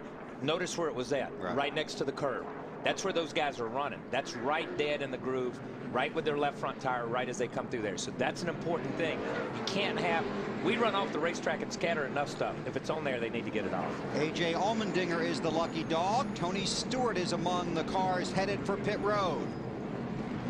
Marty, Jeff Gordon's heading for you. Yeah, Bill, from 16th, Jeff Gordon will pit here. Steve Letarte made the call. This is the same strategy they used last time. Take your tires here. They'll run about 15 laps or so, come back in for fuel. Then they'll decide whether they take tires that time. Matt?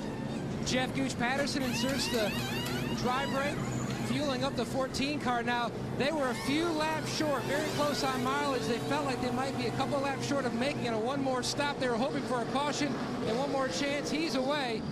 Ralph. Casey Kane making a pit stop in the number 9. He just radioed in and told the guys, this is the greatest car I have ever had at this racetrack. I don't know if it's fast enough, but it's the best handling car I've ever had. They're very happy, very minor adjustments, 4 tires of fuel, and he'll be back underway. Wow, Jimmy Johnson getting out of his pit stall in a hurry. Ooh, almost too much of a hurry. He got nailed on that last time. That's right.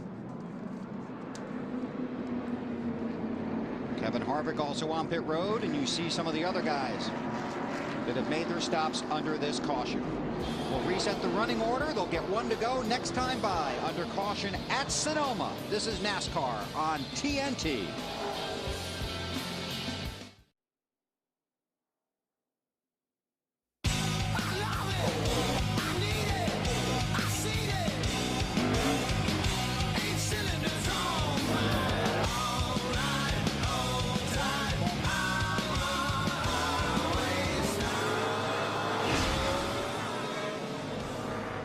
NASCAR Sprint Cup Series rocking and rolling here at Infineon Raceway in Sonoma, California. 55 laps are complete halfway through this race. Be a double file restart shootout style with Denny Hamlin and Kurt Busch up front. What are you laughing at? The title of our restarts. Let's just go double file, okay? They're It'll double be easier file. on you. Shootout style. Jeff Gordon too fast entering pit road. We'll have to restart at the rear of the field. Log on to NASCAR.com now and watch up to 4 live camera angles at once with the TNT Race Buddy Mosaic View. TNT Race Buddy, he hangs out at NASCAR.com.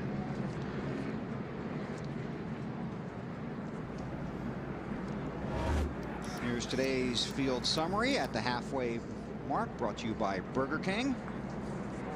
Just a couple of cautions. That could be. I'm anxious to see. I think Kurt Busch is going to give Hamlin a run here up into turn 1. Somebody's going to make it. Somebody's going to be on that outside, I think, and be up there far enough to where they're going to go through side by side at least. Blaney and P.J. Jones are the 2 cars out of the race that you saw on that graphic. I'm with you, Wally, and I'm going to tell you, that 2's been knocking on that door. He would run up and catch him and then kind of back up and let his car breathe. And it's like he's not really a lot faster than the 11, it doesn't appear, but he's faster in different places than the 11 is. So it's like if he could get out and get in front of him, keep him trapped on the outside, he might be able to do something. If he can get a good jump, it's just he's still smoking that right front. I don't know if that's a brake bias thing or what's going on there, but Lindsay, what's Kurt saying? Well, right now on the radio, he's saying that it's vibrating a little bit like crazy. And he's happy, though, because they're going to pit in 11 laps. That's the plan. And he said if we do that, it's right by our fuel window, which is about 66. So, in essence, he is right where they want to be. 10 more, he'll be in, is what they say. Very good. All right, well, we'll see if, like I said, I think Kurt's going to give it a shot anyway. Top 18 cars, if I read this correctly. 19 cars did not stop. Top 19 did not stop. Jeff Gordon is the second to last in line after the speeding penalty on pit road. Inside lane for Hamlin. Everybody hang on. Couldn't do it. I think he spun the tires. It looked like the 2 spun the tires when it dropped the green. Well, he's all over him, though. Boy, they got bottled up behind him there. The 77 rooted Boris out of the way there just a little bit, but then couldn't capitalize on it. Oh, look at 26. McMurray dropped the wheel, but he got back on. No harm, no foul. Boy, Carl Edwards all over Hornish. All right, now we're going to get jamming up here. Right side. Incoming right side 99. Oh, there we go. There we go. That's the 02 possibly. Brandon Ash. I'm going to tell you, when you saw him go through that one area there, side by side, that's like getting 2 cars and run and start for a garage stall and trying to get them both through there and the garage at the same time. He was running in the top 20. We got some more dirt flying up there, and it looks like Mark Martin might be in a little bit of trouble. Might be in more trouble. Yeah, he's going to be in a lot of trouble. He must have a tire or something. He must have a tire issue because Mark's way slow. Got to be a rear tire. Look how high the valence is off the ground. Look how right rear. Trying to get over. You could see how high the valence was, and poor, the 29 car Harvick. Harvick had no place to go. He got clobbered. That's why the right rear's down. Somebody got into him hard. Yeah, he got that tire driven off the wheel. Somebody got into him and just knocked the tire off the wheel. There you see, clean there. I think that was the Brandon Ash situation. And then the next corner is where Mark got drilled. And Brendan's an innocent guy in this case. He was on the outside. Tony just stuffed it down in there 3 wide and pinned him. Oh, there you see. 17. That's Matt Kenseth. And Kenseth drilled him. 17 drives back across, and then 17's trying to spin and get going again. He runs in the back of Mark. Let's go on board with Kevin Harvick. Ready, slow on the right. Oh, that's already Mark's in trouble there. Yep. Nothing like getting hit when you have a right rear flat. Boy, that's fun and turning you over and turning you that way, so you're on that right rear. That's incredible. But Kevin just got down in there and couldn't go anywhere. Down to pit road. And guys, the tire for Mark Martin's car here, and amazing that he was able to limp this thing back home because they had to pit here on lap 57. Mark Martin will be 11 laps short, and they had just gotten the car to where Mark wanted it, of course, and now they're going to be way short on fuel. Yeah, Mark's, I don't even know. I'll have to get Larry in on this one. I don't know if Mark's got a strategy now that can get him the track position. We saw Matt Kenseth go around. He fell from 3rd to 36th. And Mark Martin currently runs in the 39th position. There's your leader, Denny Hamlin. Man, those Gibbs cars pour some black smoke. They look like diesels. Watch the 11 car, especially when it comes to turn 1, there's a lot of black smoke that comes out of that exhaust pipe.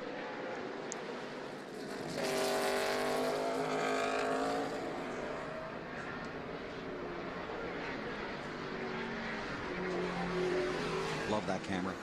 That's a great shot right there. And it's let me just say, it's a lot closer than it looks too. When you're even the shot that we're seeing from it, you're right out there on that wall, man.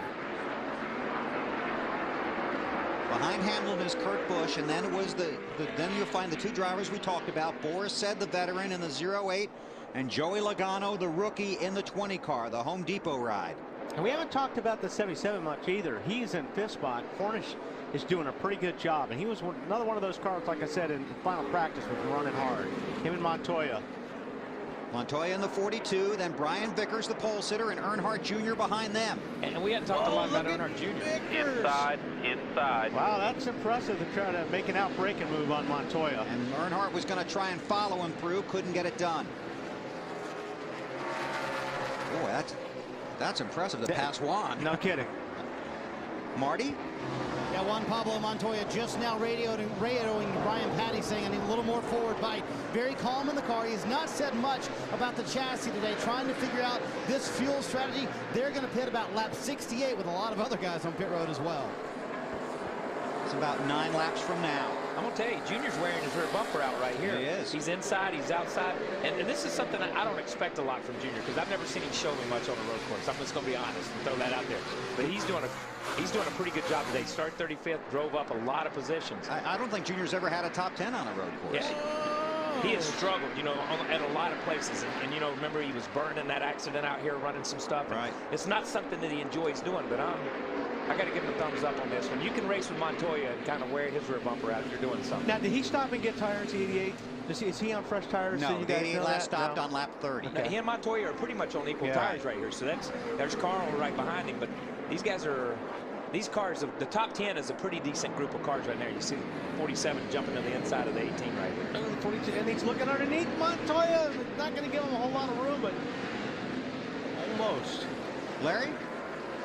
Bill, there's no question the fastest car on the racetrack right now is Marcos Ambrose in that 47 car. And I think the reason, remember, he pitted under green at lap 41, so his tires are about 20 laps fresher than everybody he's racing.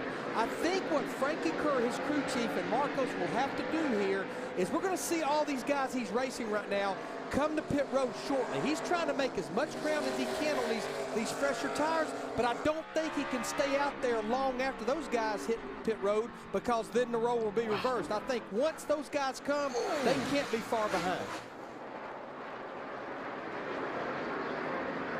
Wow, these guys are really Oh! Cornish goes around off the front of Kyle Busch and got him back. And Kyle Busch. They're behind. Inside. Locked up that right going. And then Kyle Busch falls forward and gets into the side of the 83 as he pulls off. But Kyle Busch just got in there a little bit too hot, and he locked up that right front, and he just slid into Hornet. And we see the damage on the 18 right here. Did that come from the spin, or did that come when he tried to gas up and run into the side of the 83? Now we see the 83. Vickers is off. But he got run into he got run into that right rear quarter panel, just like we saw some of the other guys. He's got something broke, or flat. Let's take a look here. He gets in hot, and he just slides straight. He can't turn the car because he's got the right front locked. Spins around, and couldn't tell who gave that shot there. But watch, he can't turn the car. When you got the right front locked like that, it's really hard to turn the car. So Cornish gets clobbered. Now watch the right 83 front. right here. 83 breaks there, goes to the inside. And then watch him get knocked off. Boom, right there. And that's why he's got either something broken in the right rear, or he's got a flat right rear, the 83 car. That's the pole sitter, Brian Vickers. So Denny Hamlin leads, Kurt Busch is second, then Boris Said, Marcos Ambrose. Joey Logano's in that 4th spot in between them. Wow, it's starting to get wild at Sonoma.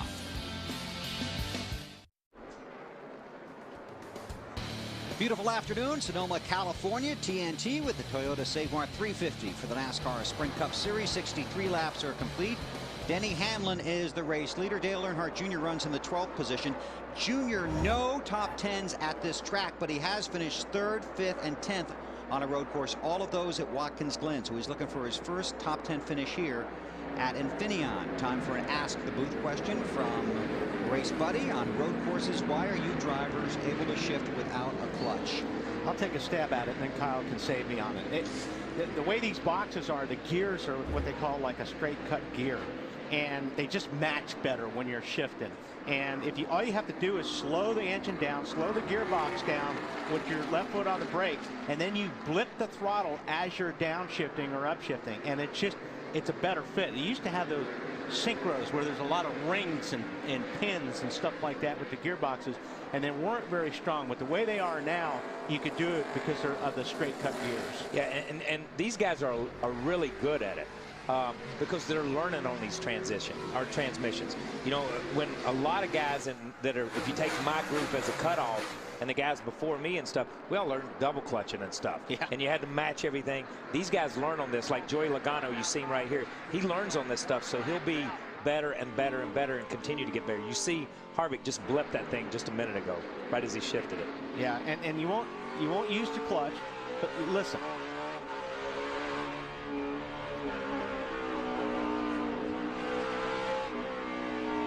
Now, once he's coming into this last corner, you'll watch him downshift right through here.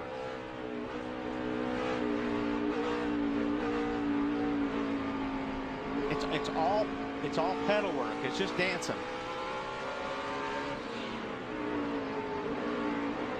See how he's blipping it? He's on the brake, and he's just blipping the throttle as he's downshifting all at the same time. And it's all about timing and rhythm, and it's not something you pick up right away. It takes a lot of practice and a lot of work to figure it out. But once you do it, it's a lot of fun. So his teammate Clint Boyer head for pit road. This is the battle for second. Now, these guys are they're running each other pretty hard right now. We'll see if Kurt gives him any room down here in turn 7. You think? No. But Tony, let's try to set him up here. Yeah, I think he will now. Yeah, I mean, Tony's by him, but this is a safe place to pass and a safe place to let somebody get in front of you. Stewart stopped on lap 54. Kurt Busch hasn't been to pit road since lap 22. And these leaders that last stopped around that lap 22, lap 30 area are getting very close to returning to pit road. Okay, we saw Kyle Busch have some trouble. Let's get an update from Matt. Bill, when you look at the big picture for Kyle Busch, back on lap 51, Steve Addington told him, let's stick to our game plan. All we have to do is stop one more time, and we are good to go. The other contenders can't make it on one more stop. And then the spin, he brought the car in, he shut it off in their pit box. They went to work on the right front. He said that something definitely felt like it was bent. The handling definitely had gone away. They worked on it. He lost over a lap on pit road. He simply said, we are done. Our day is over. And he's right. And, you know, those guys have run good this year. I mean, yes, they have run good, and they should be well into the top 10 in points, but they've just been inconsistent, and things like this is what takes you out of, you know, being in the top 12. Marty? Bill, Carl Edwards leaving pit road. These are the guys that stopped on lap 22. And I just talked to Bob Osborne. They can make it all the way from here. We'll see if this strategy works out, Matt. And I don't know, Marty, if any driver has put more effort into trying to run well this weekend than Joey Logano. Came out here, he drove in a late model, really picked up the game. His car this run was still loose and made a track bar adjustment and an air pressure change in the rear tires to try to give him more forward bite. Lindsay? Matt Kenseth brings his car in. He had said that the front end damage had not caused an overheating problem, but they're rethinking this. He said they're going to have to fix some of that body damage. They'll give him 4 tires and fuel. They last pitted on lap 22. Yeah, he's got some issues there. He's got a lot of damage to the left front of that car. These guys that stopped on lap 22 ran 44 laps on fuel. We have 44 to go. They were helped by some caution flag laps. Denny Hamlin now heads for his pit stall. Scheduled length is 110 laps. 67 are complete. Hamlin with that long drive down this winding pit road. Lindsay? Bill, there you see the number 2 of Kurt Busch. I got to tell you, this is exactly what they wanted as far as pit strategy. They're giving him 4 fresh tires, going around out on Reg. Right now, he says the car feels pretty good, Ralph Shaheen. Denny Hamlin is in, the race leader. Watch the fuel man. Scott Wood, he's the most important part of this stop. He is going to be packing this car full of fuel. No changes. There he goes. He can go the distance from here, Lindsay. Yeah, you know what? Greg Biffle is in the 16 car. There you see him. His car chief working on the car. There you go. Goes away. They gave him 4 tires. Fuel, Greg says right now, a little bit loose, but should be tightening them up. And Kurt Busch beat Denny Hamlin out. And that's big. Here's the race off of pit road. It's a lot easier to pass somebody in the pits than it is on the racetrack. That's for sure. Boris said too fast exiting. Under green. That will be a dreadfully long pass-through penalty. Oh, that hurts. We saw how long it took Jimmy Johnson. He's just now back in the top 10 through pit strategies, some other stuff, to get back after his pass through under green. And it's a long, long ways on this pit lane. Tony Stewart, the race leader. Oh! For now. That was it. He just locked up the right front. And like when you see these guys go sailing off into the corner because the car doesn't turn, it's because the right front isn't turning. Mr. McReynolds. Guys, these guys leading the race, like Stewart, Kane, Robbie Gordon, Ambrose, I just think the minute they get to their window that they can make it, they don't need to stretch this out. 2 things. One, those guys that just pitted are getting advantage of fresh tires. The other thing, if a caution comes out, we know the guys that just pitted, they're staying out, and these guys will be forced to come to pit road. I just think at the minute the window opens for their fuel, they better get to pit road. Larry. Yes. Does that window get you to 110? Yes. Or does it get you to 112 or 113? Well, again, Bill, I know that you're thinking about building a little bit of insurance, and at a road course, that's not a bad thing. But if we don't have a caution, I think the chance of us having a green-white checkered is kind of far in between because the cars are getting so spread out. I'd rather go off the assumption this race is going to go 110 if I want to try to win this race. Thank you, sir. Montoya to Marty. From the 6th position, just like Larry Mack said, they wanted to pit as soon as they could. He said it's loose everywhere, especially turn 7. They're going to make a wedge adjustment, trying to tighten it up a little bit. He feels like the top of the hill is where he's giving up the most time. 4 tires for him. Behind him, Jeff Gordon. 4 tires for Gordon. It's still extremely loose for Gordon. On the last stop, though, they pulled spring revers. They drop a lug nut in the left rear. Another long stop for Jeff Gordon and his team. Matt. Had his teammate Dale Earnhardt Jr. pitted on lap 22, then came back in for fuel only on 30. Jr. and now his biggest complaint, just absolutely no forward bite. Looked like they had a lug nut issue there, but too. They got after it pretty quick, I think. Saw the NASCAR official pointing. These teams know how critical it is to gain any 1/10 of a second you can on pit road, and sometimes it just gets away from you down there. Yeah, just that little deal with Gordon. I mean, I didn't have a watch on it, but you're figuring that was an extra 3 or 4 seconds right there. And 3 or 4 seconds on a racetrack's a ton. When you look at it and it looks slow, it's slow. Yeah. And you don't see that a lot from that team. That team very rarely makes mistakes. We saw Tony last week. His guy made a little bobble on the front, still was able to recover. Tony came back.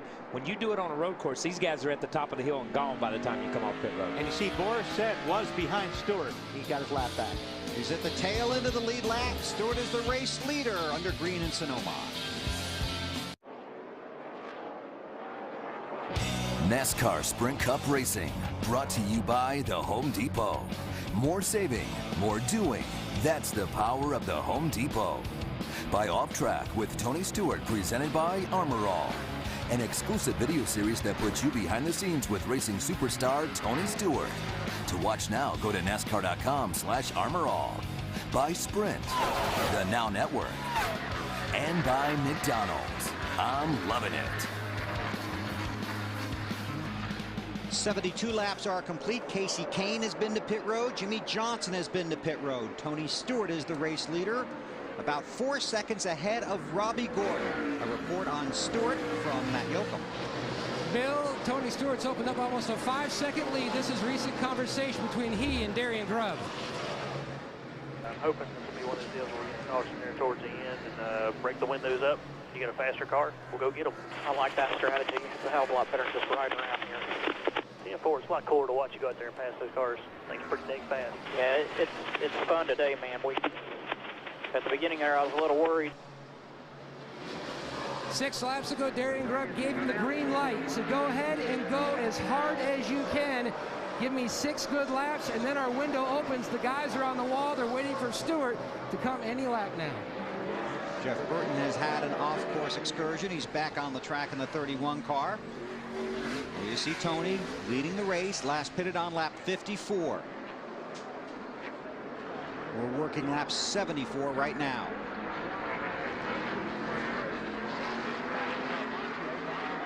These road course races, you have to hope the strategy comes to you.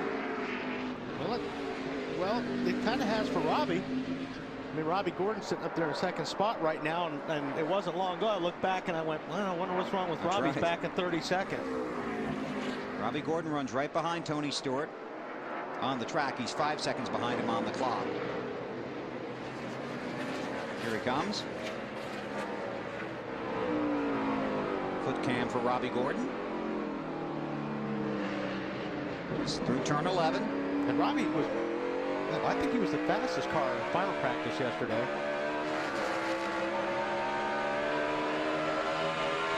You can get here, buddy. Doing good. And his feet are high on those pedals. 3 more. Way high. I mean? Yeah, it's like in the middle of his foot. Yeah. You know what I mean, it's like.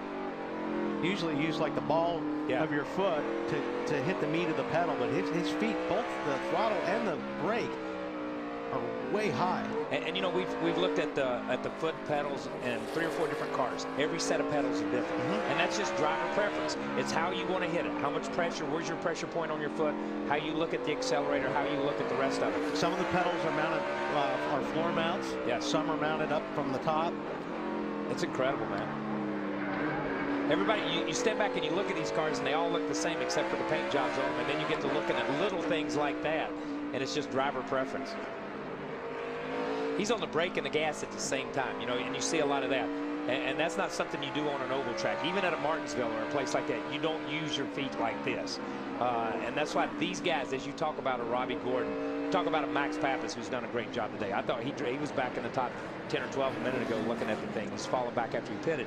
But you look at some of these guys, they learn it, and they learn that dance early, and they do it so well, man.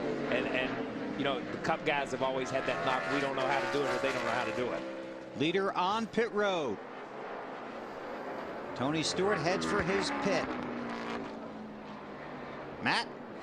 Some slight damage to the right front bumper. Jeff Gooch Patterson, the gas man. The first 88 pounds of fuel goes in, then Gooch and Scott Radel. Radel holds the can, Gooch retakes it, and Stewart's away to Ralph. Jimmy Watts is going to get his turn with the gas can, Matt. He's the guy working the big can for Marcus Ambrose. Here he comes over. He's also got a wrench in his hand. They're going to make some track bar adjustments here. There you see the shift with the gas can. They think they're pretty good. They're going to take 4 tires of fuel, and they think they can go all the way from here. I asked them if they were good with their strategy. Frankie Kerr said, kind of. Kevin Harvick's been running good lap times. They wanted to stay out as long as they could because the car was running so well. And that was a, man, I was just getting ready to say that was a good, clean pit stop for the 47, and that's what they needed. Man. Bobby's just trying to find the track at this point in time. Yeah. I mean, but you can't see anything. There's so much dust, the car's full of dust, and that's not a knock. You're just trying to find the racetrack. Now he's going to pull over here and try to get a caution. I don't think I'm interested to see how much damage the 47's got, but and there is the caution. And Bobby may get out of that mess. Yeah. Now this works pretty good for the 47 car. But look at all that gravel. Now, as we talked earlier, look at all this gravel. Continue to watch it fall as it falls off the side there. That's incredible, man. And that's what, when your tires are hot, these guys will get up there before they get a chance to sweep that off. So a lot of these guys that have just pitted and have hot tires, they're going to pick this up. I don't think Marcos has a whole lot of damage to that car. And Jimmy Johnson did a great job. Look at Jimmy Johnson. I mean, he's got him locked up going to the outside, going straight at him. And this is just one of those deals where You know, Marcus was all the way to the left. He couldn't really go any more to the left, and it was just these guys were all racing for that same real estate. But you come up there and look, you can see the position, see where they're at. Boom. Bobby's trying to cut to get over to the curb to set himself up for the next turn. And that's where he's looking. You're always looking to the next corner. Oh, man, I'll tell you. That was ugly right there. Yeah. But you're always looking to the next corner on a road course. Brandon Ash is the lucky dog. Coming outside. It's the 47 on Front of board. you, right in front of you. Come on, keep taking. Say, Marcos dodged a big bullet on that one right there. And so did Jimmy Johnson. I'm going to tell you, because he could have drove right now, in the isn't door. that's going to put them in a great spot because they just pitted, right? Right. So if a lot of these other guys come in and pit. Casey Kane pitted on lap 71. He's in 5th. Tony Stewart pitted on lap 75. He's currently scored 7th. Joey Logano pitted on 66. He's in the 6th position. Okay, now look, see Marcus was rubbing that left and right really hard. I think he's wanting to see if he's going to have a tire rub because there is damage on that right front. Hey guys, remember what I said about staying out too long and a caution burning you? Yep. You're looking at the man that just got burned by that caution. Stayed out way too long. Robbie Gordon, you know, we're sitting here now with 36 cars on the lead lap. He has to pit. And I just think by not coming to pit road when the window opened, it very possibly, Ralph, cost him the race. Hey, Larry, you're getting pretty good at this gas thing. That's exactly what their problem is. I just talked to Bob Gordon, Robbie's dad. He was so frustrated. He said we had planned on coming in right then when that caution came out. They had to stay out to get another lap or two in so they'd have enough fuel if there was a green-white checkered scenario. Everything was falling their way, and it just went away. You don't have to say anything. All you have to do is look at Robbie's reaction inside that car, and you can tell that they just gave it away. Yeah, it's hard to believe you can be strapped in and have that much body language, but I mean, that says it all, man. He's shaking his head, he's putting it in his lap. I mean, his hands are hanging onto the net. That's just it. It gets right back to Larry. It's still, even if I don't know where his window exactly was, but it's a gamble. I mean, it's all timing on if you can hit it right or not. Yeah, Wally, I think he was a well 2 to 3 laps. I just think I'd rather lose the race because I didn't have enough fuel to make it through a green-white checkered than lose the race this way. Yeah. So now Robbie heads to his pit stall under caution.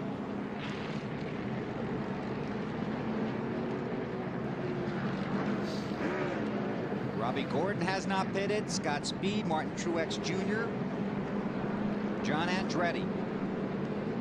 If they all come, it should circle around to Casey Kane as the leader. Ralph? You know, one thing about this is Robbie makes his pit stop. They'll make a quick chassis adjustment, pack him full of fuel. Kirk Almquist, his crew chief, told me this morning, the biggest difference for Robbie this year is that they are on the same page. They have all agreed what they were going to do race strategy-wise. They would live and die together as a team, Marty. Ralph, Jeff Gordon didn't have a whole lot to lose here, pitting for 4 tires and fuel. They were all the way back at the tail end of the lead lap.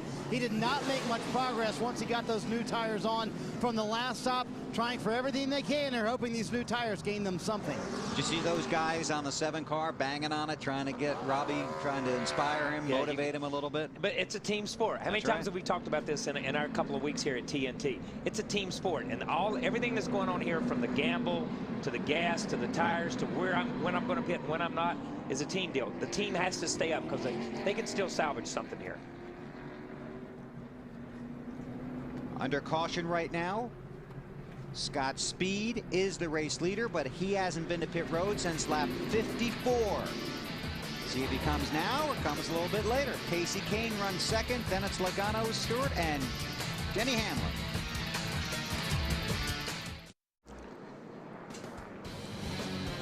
Field has gotten the 1-to-go signal here at the Toyota Save Mart 350, and they have warned these drivers to make sure they pull up and they're in the proper positions for the restart. They don't want anybody hanging back trying to pick up a little bit more speed. So NASCAR has warned the teams, make sure your driver's in the proper position. I don't think it's picking up speed. I think they just don't want to be in the wreck. Okay. Yeah, they're hedging their bet a little bit when they get over there. Let's check out a fresh take brought to you by Subway Restaurant. Subway, eat fresh. Let's go down to Larry Mack. Well, Bill, these are the things we talked about at the top of the show. My calculator, the battery's dead, my pen's out of ink, my brain's tired. But the thing I want you to look at, other than Scott Speed, that 87 car, pretty much everybody is done coming to pit road if you're going to win this race. But just look right there. I don't know that we're done with cautions. The last caution normally comes average a lap 93. Right now we've got 32 laps to go. And I think with this double file restart, shootout style, Wally, that we will have some more cautions. So I don't think we're done that. In fact, 4 times in the last 8 races, a caution in the last 10 laps. And I agree with you on that, Larry, because first of all, this is where the patience goes out the window. The closer we get to the end of this race, guys are not going to just follow somebody if they're faster. They're going to start getting into each other. And Scott Speed, who is the race leader in the 87 car owned by Joe Nemechek, pitted on lap 54. Casey Kane pitted just 7 laps ago in that 71 car, and everybody behind Speed has basically pitted within the last 11 laps. All right, KP, so we keep waiting for seeing if that outside lane is going to make it happen. This could be real interesting. Casey Kane will be in the outside lane. I predict this will be real It's going to be real interesting. I'm not going to say why. I predict it will be. That's right. You guys at home make your own calls to listen, but I predict this one will be real interesting. This is one of those deals where I'm not sure anybody's going to lift. Yes. Again, Scott Speed failed to qualify for this race.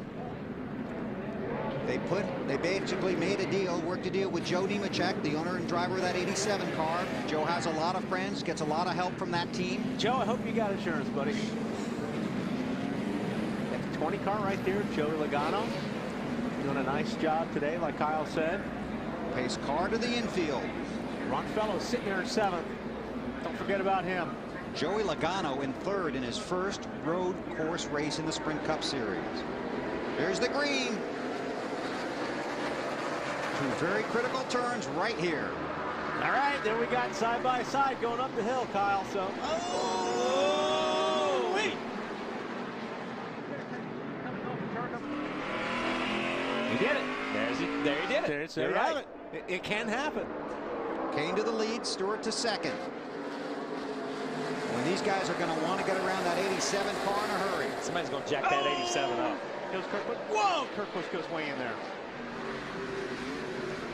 Montoya over the curb. I have no patience at this moment, I can guarantee you. He's not saving fuel. Montoya by. Oh, 20 car. Joey Logano, the rookie. Denny Hamlin, his teammate, right behind him. Use those curves. Well, you said in Wally's world that's cool and fun to do. It is.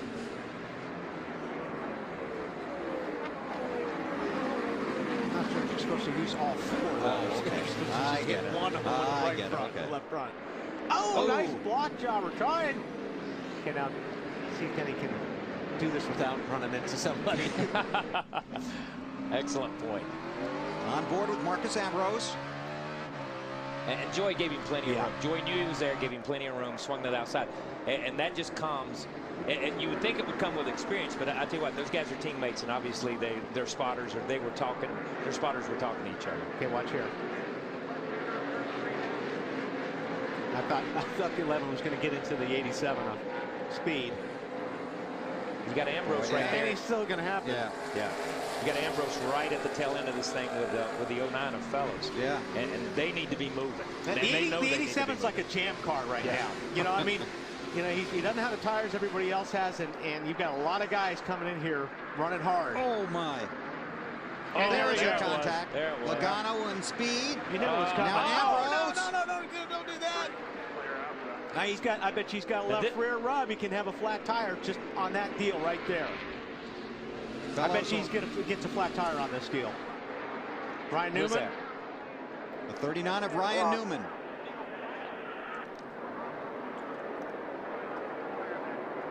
Currently 6th in the championship standings. Up front you see Tony chasing Casey Kane. Here comes Scott. That's Scott Speed. He's got. And he has a rub. The 98 goes around. So here we go. What was I saying about everybody's patience going out the window? They dropped the patience off in the pits. Yeah. The last time they pitted, they just handed their patience out the window. Because it's time to race, and it is time to race. These guys have to go now. I tell you got to go back to 5th place here in that 48 car of Jimmy Johnson. Just an amazing comeback after the pit road speeding penalty. We watched the action. Check with Larry. Hey, guys, in simple form, this is where they all go berserk. Right here. Okay, let's see if we can find out. Man, it's really closer than it looks. Here's a replay looking for Ryan Newman. sure if he got help by the 77 on that or not. The 77 was way out to the left. If he did, he just... On board. Looks like he just gassed it up and got out from under. Quarter. Clear. That's hard. He could have got touched there in the left rear. Sam.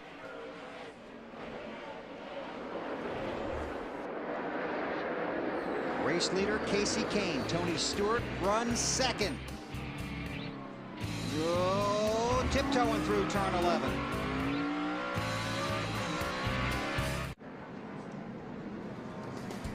Toyota Save Mart 350 for the stars of the NASCAR Sprint Cup Series. Just 27 laps to go. We are under caution for a multi-car incident. That's one of them. Go back and take a look. Let's see if I can make a mess of this. Looking for Boris Yeah, Said. looking for Boris Said, and go ahead and roll it, and I'll do my best, folks. Okay, right there. Boris gets in there way too hot. Hits the 71. Or 77. Right. And 77 stays in the gas. Drills the 71 of David Gilliland. And it will take a shot from Boris's car. Kyle, I don't believe Boris was going to make this corner without the other cars he could have pinballed off. Yeah, right here, Boris is headed for the Save Mart sweep. Boom. And the 77 pulls back in front of him, cuts into the corner the way he should have. 77 did nothing wrong there, and neither did the 71. There's right. two cars that are eliminated from the race. Because the guy got in there too hot. Because the guy got in there too hot. But at this time in the race, to give Boris, you know, his kudos on this, he's got to get back to the front, and he's driven to the front a couple of times. Lucky Dog is the 18 of Kyle Busch. We check with Ralph. We're down here with Kenny Francis. Kane. Kenny, what are you guys going to do on this restart? How's he going to approach it?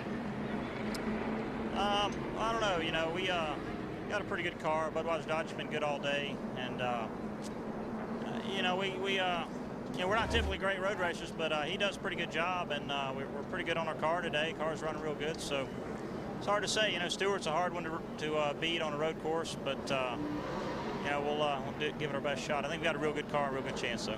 As he said earlier today, Bill, he said, so did Casey Kane, that this is the best car he's ever had here.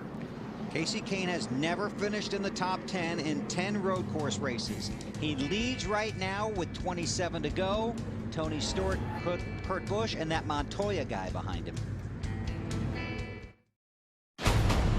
People like that, they have all the money.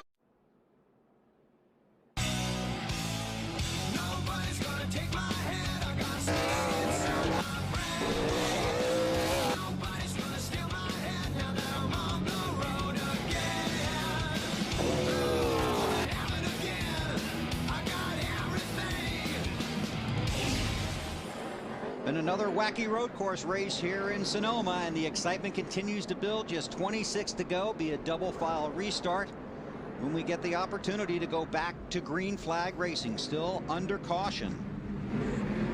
Let's check with Lindsay Zorniak. I'm here with Kurt Busch's crew chief, Pat Trice. And Pat, right now you guys are charging in the third spot. What is your strategy now? Right now, the Miller Lite Dodge, we're hoping the race goes green the rest of the way, and we don't have to stop again. But you know, right now we're good on fuel mileage, so we'll see what happens. But there's a late caution. It'll be interesting to see if some guys come put tires on. When Tony had those fresher tires, when everybody was on tires, he moved up pretty quick. So we'll just have to wait and see what happens there at the end. Pat Trice would love to get Kurt Busch to his first trip to victory lane here at Sonoma. Matt? Lindsay, before the last restart, Greg Zipadelli told his young driver, just save your stuff, be patient. We are working on a career best finish, a great run in the offing. And then you saw what transpired. They brought the car down the pit road. They worked on the left front fender. At about the 9 o'clock area, it had been pushed in, so they worked on that, sent him back out. But the bad news, he's now gone from 8th all the way to 36th, last car in the lead lane.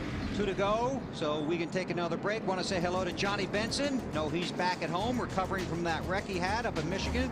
And happy Father's Day to Aldo Andretti, who's getting well, too.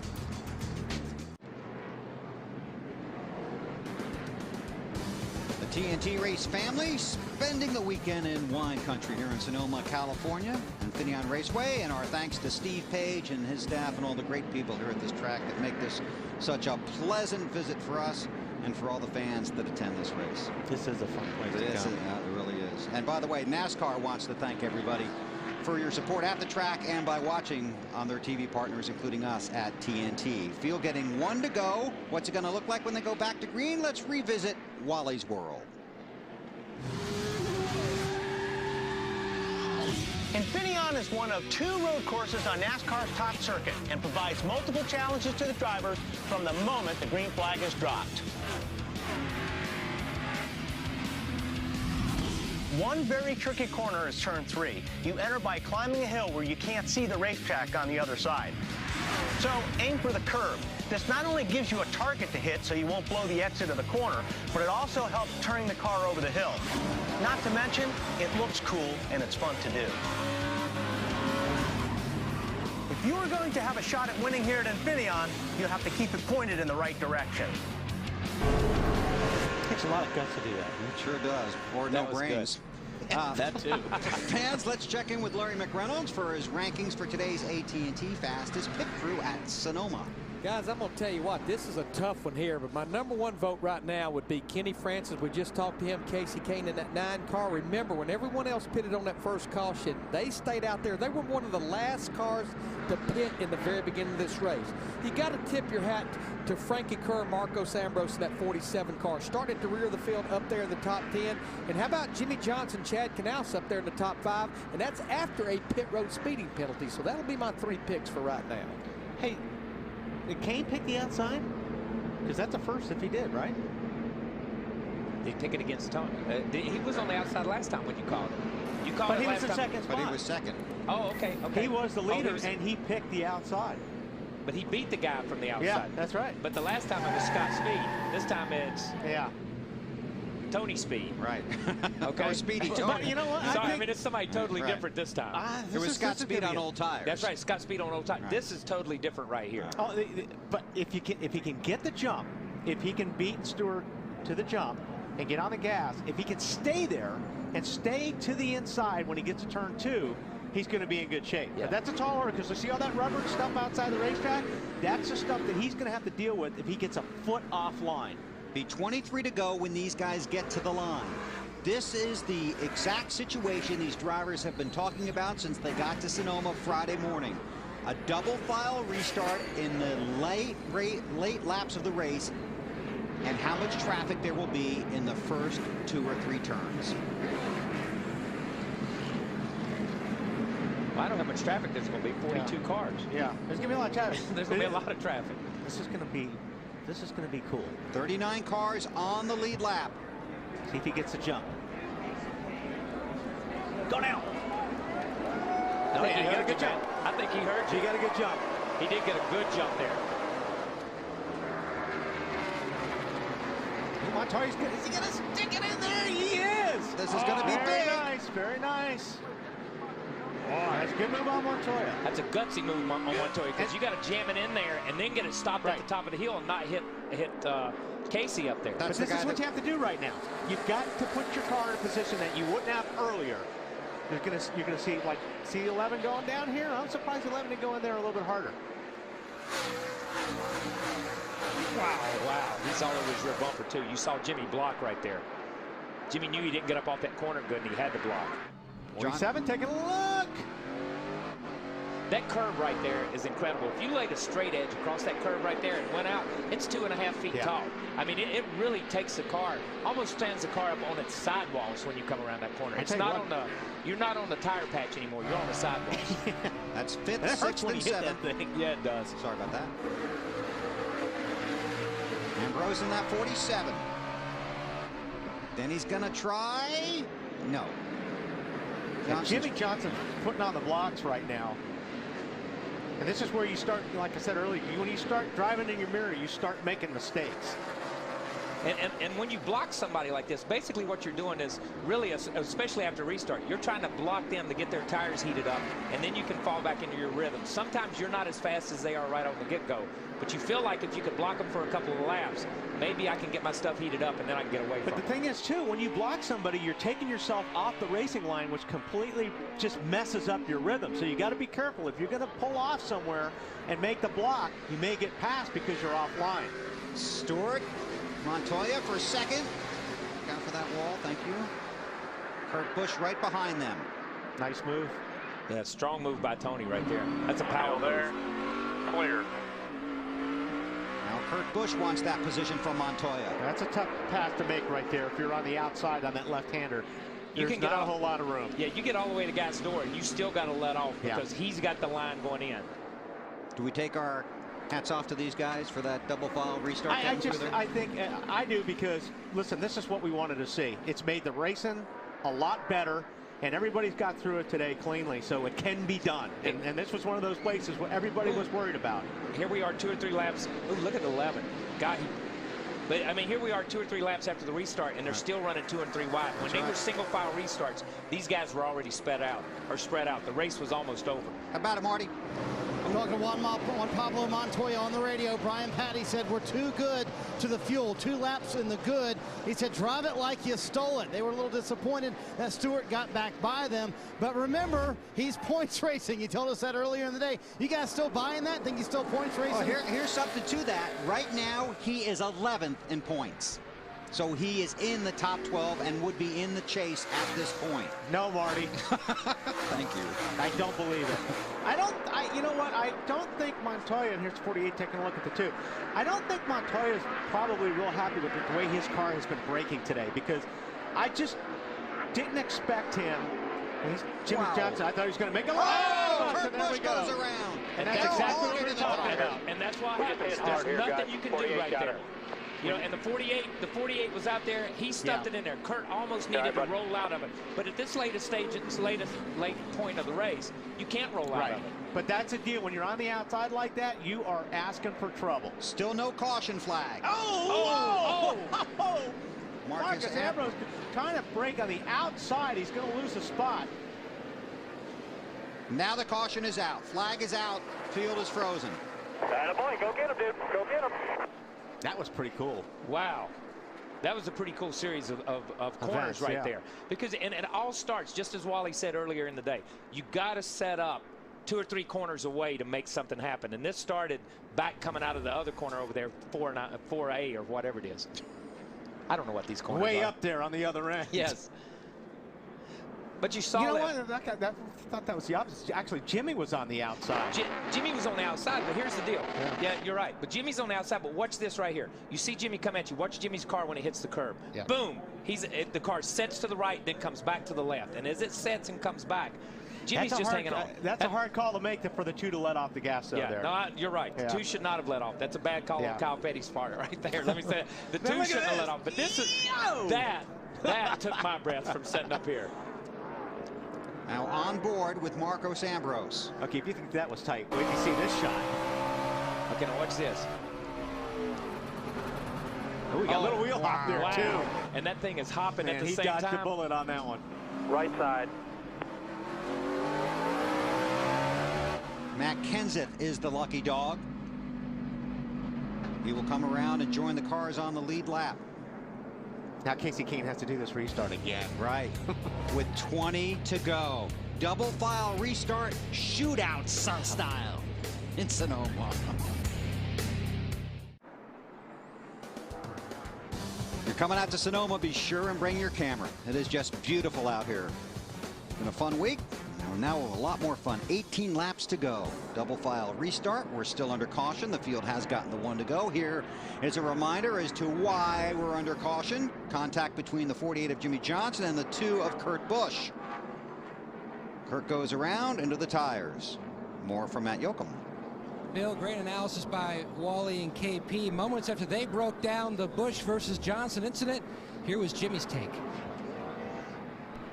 That 2-spotter and apologize to him. That was just a racing deal. That's the last thing I would try doing to him. Bouncing off the curves and sliding all over the place. Oh, that dude. They understand that stuff. Just make sure. I mean, it was kind of a bad situation where it turned. I'm sorry about that. Coach Canals also told Jimmy that you're just as good as the 14 as Stewart. Keep an eye out because they were racing very hard in your mirror with Ambrose Fellows, Harvick, and Hamlin. Then he simply said, dude, there's a lot going on out there. And, you know, and that's really sincere from Jimmy Johnson, because Jimmy Johnson's one of the cleanest race car drivers in NASCAR. And, you know, you can tell he does feel bad. There's a lot of other guys you go, yeah, sure, it was a mistake. Yeah. You know, but Jimmy is very, very clean race car driver. Yeah, he wasn't just saying that just because he knows we're listening. That was sincerity in his voice. I believe that also. 17 laps to go when they get the green. Double file restart. And that's the way I like it said, Bill. Okay. Now there's gonna be a lot of sincerity here going to the turn 1 or 2, because you got Montoya in there and Stewart, and it could get ugly. I sincerely want to lead this thing by the time I get to turn 2. That's what they're thinking right now. It's all give and take here until now, when it's pretty much all take. Kane and Stewart for the lead. Not quite. He didn't quite clear him, but he's in position. He's got to get in position. Now see if Jimmy Johnson can follow him through and get Stewart back to the 3rd spot. Still there. And see, he's not in position. Yeah. Oh, and here comes Montoya. He's going to stick it right in there. Montoya's going on the outside right here where there is no racetrack. This thing from now on. Oh, my God. He's going to use it all. That's another brave move by Montoya. I don't care. Now watch the curves. Oh, watch the curves. Watch the wall. But we just made the comment about Jimmy racing fairly clean. That was clean. He gave Montoya a lot of room to get his car back and get it under control. This is good road racing right now. here. Here we go. We're in the same exact situation, but Jimmy rolled out of it this time. Ambrose right behind him. Yeah, 47 car looks awfully strong right now. If he can get some breathing room, he may be a factor. Greg Biffle has it's Biffle. He's gone around behind this. Checking on that in the second. Yeah, watch the 47 now. He's setting up the 48. Ooh. Biffle, you see the damage. That's not a spin. That's a crash. Oh, and the 48's just going to do the block, but the 47's got him. Like I said, Marcus has got a strong car right now, and he did that perfect. He was right there on his tail through 10. Jimmy blocked, but not enough. Marcus Ambrose in that 47 car is a 2-time road racing champion from Australia. Go get him, buddy. Go get him. They're cheering him on right now. We saw some damage. I think we saw some damage coming in there on the 09 car. Maybe the Biffle got into him or whatever. I don't know. But that's Fellows, who's been in the top 10 and been running in the top 10, had some damage. I'm gonna give a shout out to this car coming right into the picture right behind there. The 6 car of David Reagan. Where's he come from? We've not even mentioned him all day long. And here he is in a Roush car, but he's up there in the top 5 or 6 right now. See Kevin Harvick trying to get the position from Ron Fellows. And that's Clint Boyer, another Richard Childress Chevrolet. Ooh, and here comes Earnhardt. It's getting busy. Watch it, Dale. Ooh. This is the time of the race where these guys take no prisoners. No prisoners. And you can see it in their driving. When somebody checks up a little bit, somebody drives by them on both sides. You saw AJ right there. AJ just stood in the gas and drove back by the 99 right there. AJ Allmendinger in 44. Carrying that left front and smoking it through there at the same time when it's rubbing the fender. Oh, look at Ambrose go to the inside of Montoya right there. Oh, we got trouble. 55. Oh, they got through it. But Carpante came in there really, really strong. Ambrose gets another spot. Up to 3rd. Gets by Montoya. 15 to go. It's a long way here. It's a lot of turns. Well, you want every bit of it when you're sitting in 3rd with 3 seconds back right now. Okay, we got to go back and look at some other stuff that's been going on. We'll keep an eye on this as well. That's 3rd, 4th, and 5th right there. Looking for Greg Biffle. I'm guessing he's back in that. Yep, there he is. Yeah, they've just got all. Man, I don't even know what happened on that one. You saw the 16 back it into the wall. Now we're looking for Brandon Ash. Oh, wow. Well, he got in there awfully hard. I'm not sure if he didn't have some help on that deal. That's incredible. He's driving this thing off, though. And he must have got it far enough off the racetrack, because that happened a while ago. He must have got it far enough off the racetrack. Looking for him. I don't see him. I feel bad for those guys. That's an independent team. His father builds the engines. Brendan works on the car. They've done a great job. They're out here competing against Roush and Hendricks. You know what I mean? Here's a team that didn't even show up with a crew to pit the thing, and they're out here on the same field. That's like playing on the baseball field of the Yankees or the Lakers playing basketball. You know, they're competing. So, sorry, I hate that for those guys. There's going to be dive bombing. There's going to be dive bombing. Yeah. You can tell him all you want. He's going to dive bomb you. What do you say? Tell him not to dive bomb me? Yeah. I'll tell him. Yeah. Harvick looking at David Reagan. Yeah, that's when the crew chief goes, yeah, no, I took care of it. Wow.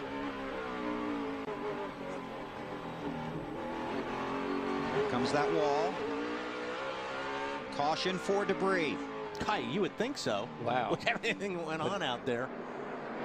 Bumpers dragging, sides torn off, everything else. You'd think there'd be something just out there. going, oh, not again. Because you know what that means, don't you? No. After the caution. Double file restart? You're right. That's what I mean. And Casey Kane's going, no. Although this is good for Ambrose because he's going to be tucked up right behind Casey Kane. Oh, we got headers. That's a header right there. Somebody has hit incredibly hard to knock that was the headers off. car. Yeah, it's got to be. But I'm going to tell you something. When you start seeing headers, I mean, we see cars on ovals wreck a lot of times, and you see brake rotors and you see stuff.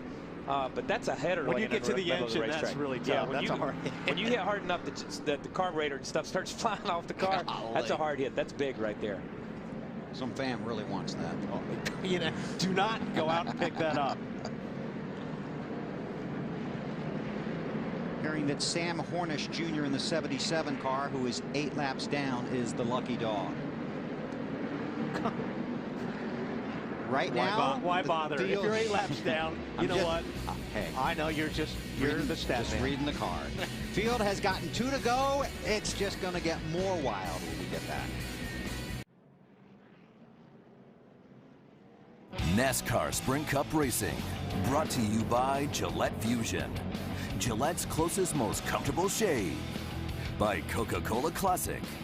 Collect the cans of summer. By Subway, home of the famous $5 footlong. Subway, eat fresh. By Aflac, we've got you under our wing. And by Toyota, moving forward. The TNT Race family spending Father's Day in Sonoma, California on a beautiful Sunday afternoon. Just 12 laps to go. The field getting the 1 to go. They will double up for a double file restart. It's Casey Kane and Tony Stewart. Then in the 3rd spot, Marcus Ambrose. There he is in that 47 car. Let's check in with Ralph Shaheen. Frankie Kerr is Marcus's crew chief. Okay, you made some creative pit strategy to get you to this position. Now he's driving the wheels off that car. Can he get this thing won? Well, he's done a great job. You know, the Toyota, little Debbie Toyota has been great all day. You know, pit stops were really good. We've been adjusting on the car. He's done a great job. You know, it's been a roller coaster weekend for us. And I think we got a legitimate shot out of here. You know, those guys, we're definitely faster than them the last lap, so let's have to see what happens on this restart. Matt, remember, they blew up an engine and tore the race car up yesterday, too. What a turnaround. It's going to be 11 laps to go when we take the restart. You've got to be really impressed lap after lap as that car has just come together and the plans really come together for you and this team today. Yeah, the Office Depot Old Spice Chevrolet is really good today. Tony, we know, is a great road course driver, so we're just looking forward to seeing what he can do here with Casey and Ambrose. Those guys are some really fast cars, too, so it's going to be fun to watch. Brand new race car, took it to VIR up in Virginia, and it has just been a rocket ship ever since. Thank you, Matt, and thank you, Ralph. Now we're going to set up today's NASCAR Sprint Cup Mobile Now moment. Usually we go back and replay something for you, but as Matt said, 11 to go when they get the green. And this is going to be a moment. Find out what's happening now in the NASCAR Sprint Cup Series. Never miss a moment with live race radio, live in-car audio, and real-time stats on NASCAR Sprint Cup Mobile, only from Sprint, only on the Now Network. So if you're Casey Kane, what are you thinking?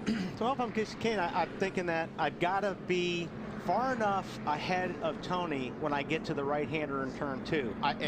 If I'm not, I'm going to be in trouble. I'm also thinking I can't get too wide going up that hill because there's a lot of trash, there's a lot of dirt, I've got hot tires, and if I get offline just a little bit, that's all it's going to take for Stewart to take the spot. And if I'm Tony, I'm thinking Casey's about out of tricks. We're on our 3rd restart here. He's already smoked me 1 time. I got to his door this time, but had to give up the position, you know, and had to fall back in line. So is this going to be closer than the first 2? First one wasn't close. That one was a little bit closer. So I think from the 14 standpoint, he's going to be a little bit more prepared, better prepared than where he was before. When NASCAR announced double file restarts before Pocono, everybody immediately thought of this scenario. Late in the race at Sonoma, 2x2 up the hill. Casey Kane, Tony Stewart on the front row. The 2nd place car cannot beat the leader to the start-finish line. No passing till you get across the line. Stewart spun the tires. Just that little bit when he jumped on the throttle, he lost 1 car length to Casey Kane. Montoya's going to try for second.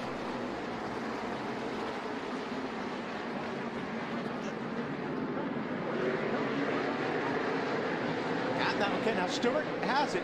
This next corner right there, he had a lot better forward bite than the 42 car. So he dodged the bullet right there. And look at Ambrose right here. Yeah, Ambrose is going. Almost Reagan! Hang on. Ambrose is almost with a crossover there. He cut from the outside back across, but Montoya got away with it. Boy, the track really squeezes you right there where that wall juts out. Oh, here he comes. He's and this is what you got to do. Nice move. That's by Marcus Ambrose, and that's what you got to do. You got to throw the car in there. Once you make a decision, you're going. You got to follow through with it. And that's a power move. He drove that thing down in there, got on the brakes. He never smoked a brake. You can tell he's modulating the brake and on the gas. He's driving with his feet in the seat of his pants right there. That was a smooth move. And I started saying this, I'm not sure that the 42's brakes are as good as everybody else's. He seems like he's really been struggling under braking. And Kyle Busch has got more problems. He has transformed that car into a rubble. Man. Still under green. Fire. I heard him say it will not fire. What's Casey Kane thinking now? This is killing Casey Kane right now. It's killing him. This is the last thing. He does not want to have to keep restarting this race. 10 to go. Still under green. Casey leads, then Tony Stewart, then Marcus Ambrose in third.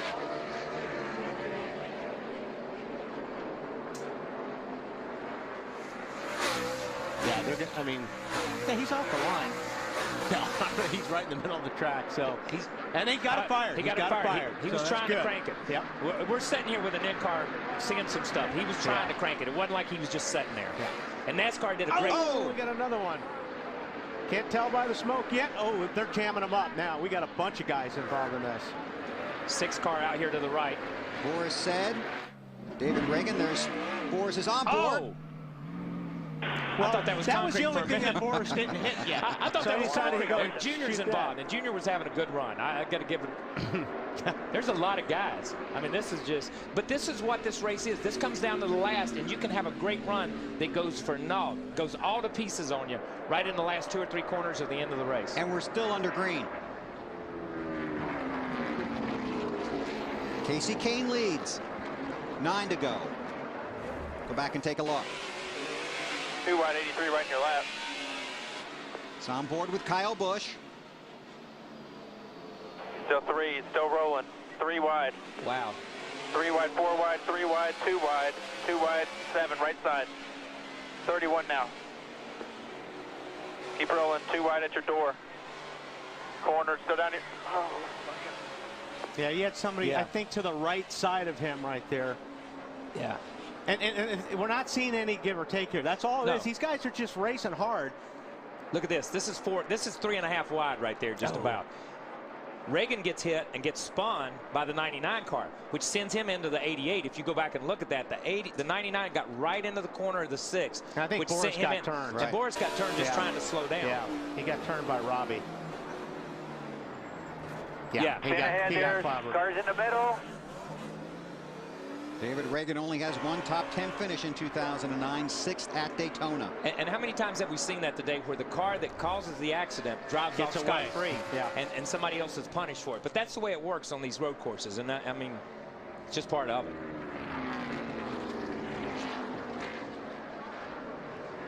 We got one more look on board with Carl Edwards. And you see the 99, he just jacks up the 6, which sends him in there sideways and sends him into the 88. And here the 99 drives away and picks up 2 positions. 2 spots, Great job by Carl Edwards, if you want to call it that. But I mean, I'm being sarcastic. Sorry, people. You're kidding. Yeah, sorry. And here's Strimmy, man. And then got motor problems. Yeah, it looks like it. The way that thing's puffing. Yeah. He gets to pit road. Top 3 cars right there. Coming to 7 to go. Here's some numbers for you. The number 5, the number 9, and the number 21 have been in all 20 previous races at this track. They are the only cars to compete in all 20 races without a win.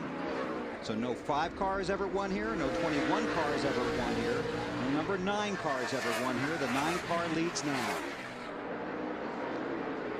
Larry McReynolds, what are you doing? Well, I'm just sitting here summing up these 3 cars, and right now there's definitely places on the racetrack, like right there in turn 11, that Tony Stewart is a little better through the middle of the corner. But I just almost wonder right now, Kasey Kahne, he's just running that car, I think, as hard as he needs to, not trying to overdrive it, not abusing anything, but that 14 is all over him right now. Well, you know what, and I noticed just when you were saying that, Larry, the 9 took a little bit different line through turn 11 that I don't think is the fastest line around there. So it's going to be interesting to keep watching these guys to see what kind of lines they're running.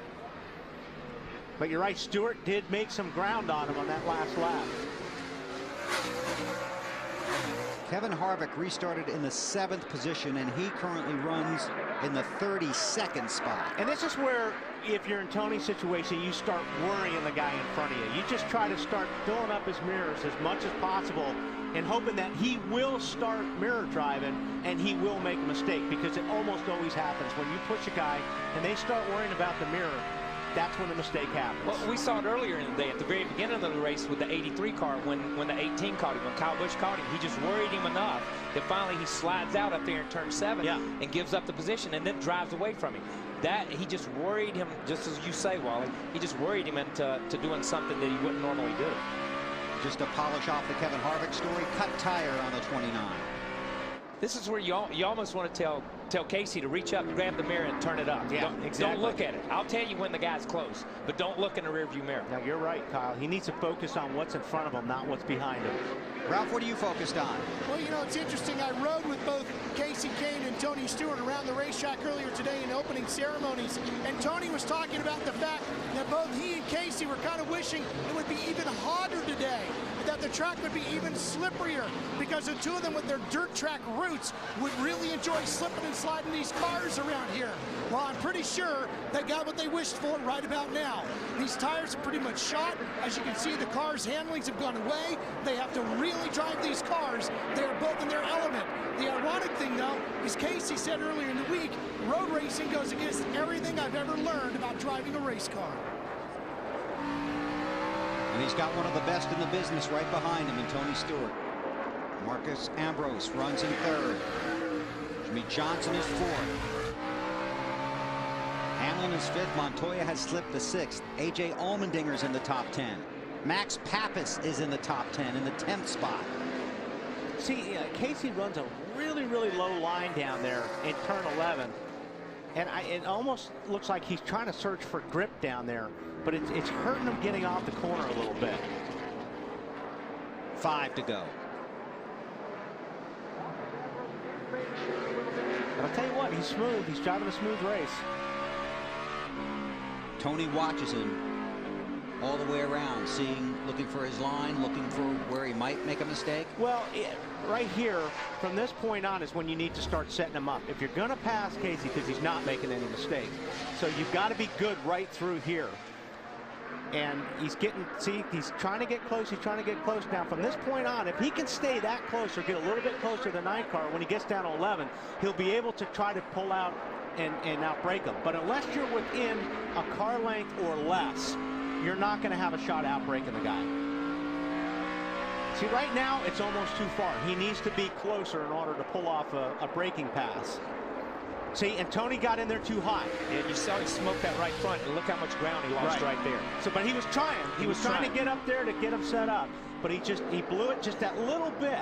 And the problem with this is now he's got to wait the whole next lap to either try and get into 7 or try him again when he gets back down here. Yeah. Watch that number. Keep changing at the top of the screen. You can see how close they are right in front of you. We check with Matt. Bill, 30 years ago, Nelson Stewart remembers like it was yesterday when he bought his young son Anthony his first go-kart. 30 years later, he's been along for every step of the way. The success, he's standing in the back of the pit hoping to see his son go to victory lane here on Father's Day with his first road course win as an owner-driver.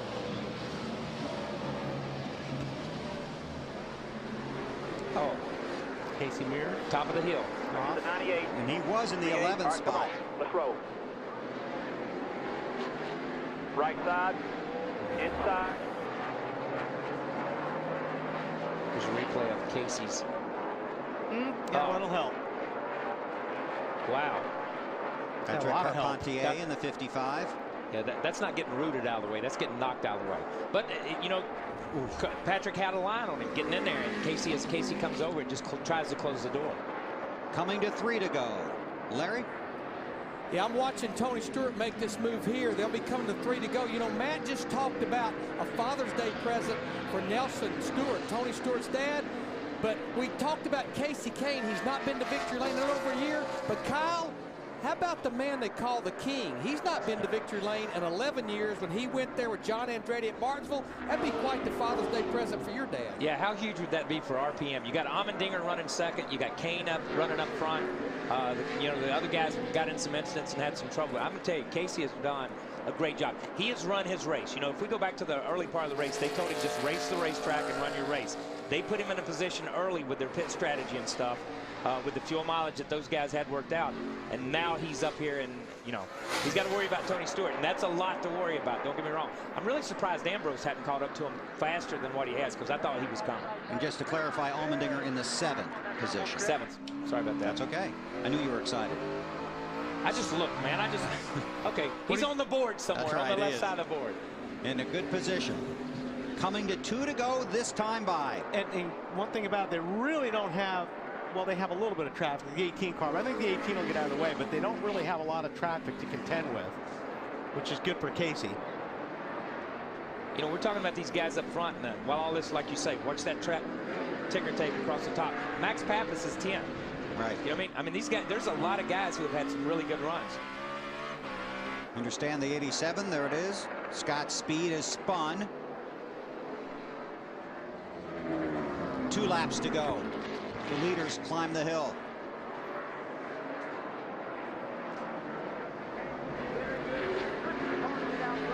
It's everything you got right now. Yeah, these cars are really evenly matched right now. The first 2 cars, actually the first 3 cars, because Ambrose is, they're all running almost the identical same times. Oh no! Caution! Wow! Wow! Caution is for the 87 car stopped on the course. If Casey does win this, he has dodged more bullets in one race than I can remember in a long time. And even though we're inside 10 to go, inside 5 to go, it will be a double file restart.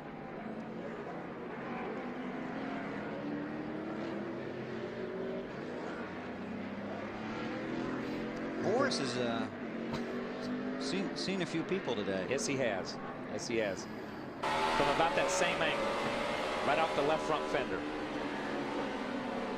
Sam Hornish gets a free lucky dog again. He's currently scored 7 laps down. Larry? Yes, Bill. Did you put your calculator away? I never put my calculator away. Okay. Earlier this morning, did we talk about that green-white checkered thing? Yes, we did. Okay. But you know, honestly, with Casey Kane pitting with 39 laps to go. And the caution laps? In the caution laps. We've had a ton of cautions. I think fuel-wise, everybody's in good shape. Okay.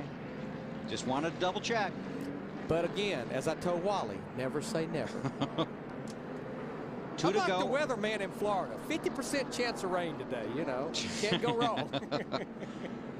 2 to go right now. There'll be 1 attempt at a green-white checkered finish. And that's probably what Casey's hoping for right now. It's just to throw that green, and there will be mayhem. There's the trophy, and that was delivered here by David Reagan, courtesy of UPS. And some of the guys from the United States Coast Guard Air Station San Francisco, they are the guardians of the Golden Gate. The crewman who hand carried the trophy from for the Coast Guard, Petty Officer 2nd Class Brian Patrick, is a hardcore race fan when he is not flying on rescue missions or serving as a counter-terrorism precision aerial marksman sharpshooter. He's a helicopter mechanic. You know, and that's the way trophies should look as far as I'm concerned. They should be cool like that. They should be. Yeah, it should be. So yeah. When you drive as hard as Casey and Tony and these guys have driven today, you want to get out and see something nice. You want to see some nice hardware there.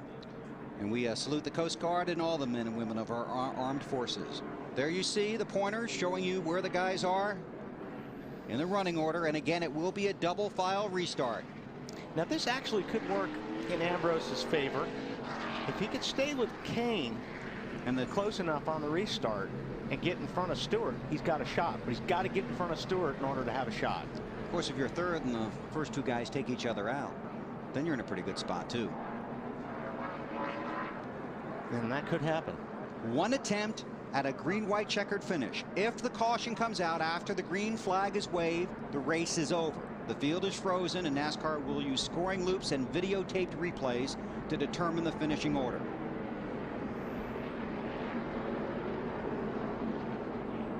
Boy, Kasey Kahne just sitting in that car. He's getting great practice on restarts, though. Now, last time, like I said, I pointed out, Tony Stewart spun the tires. And that's what cost him a little bit. And you see him working that wheel. He's trying to keep those tires clean.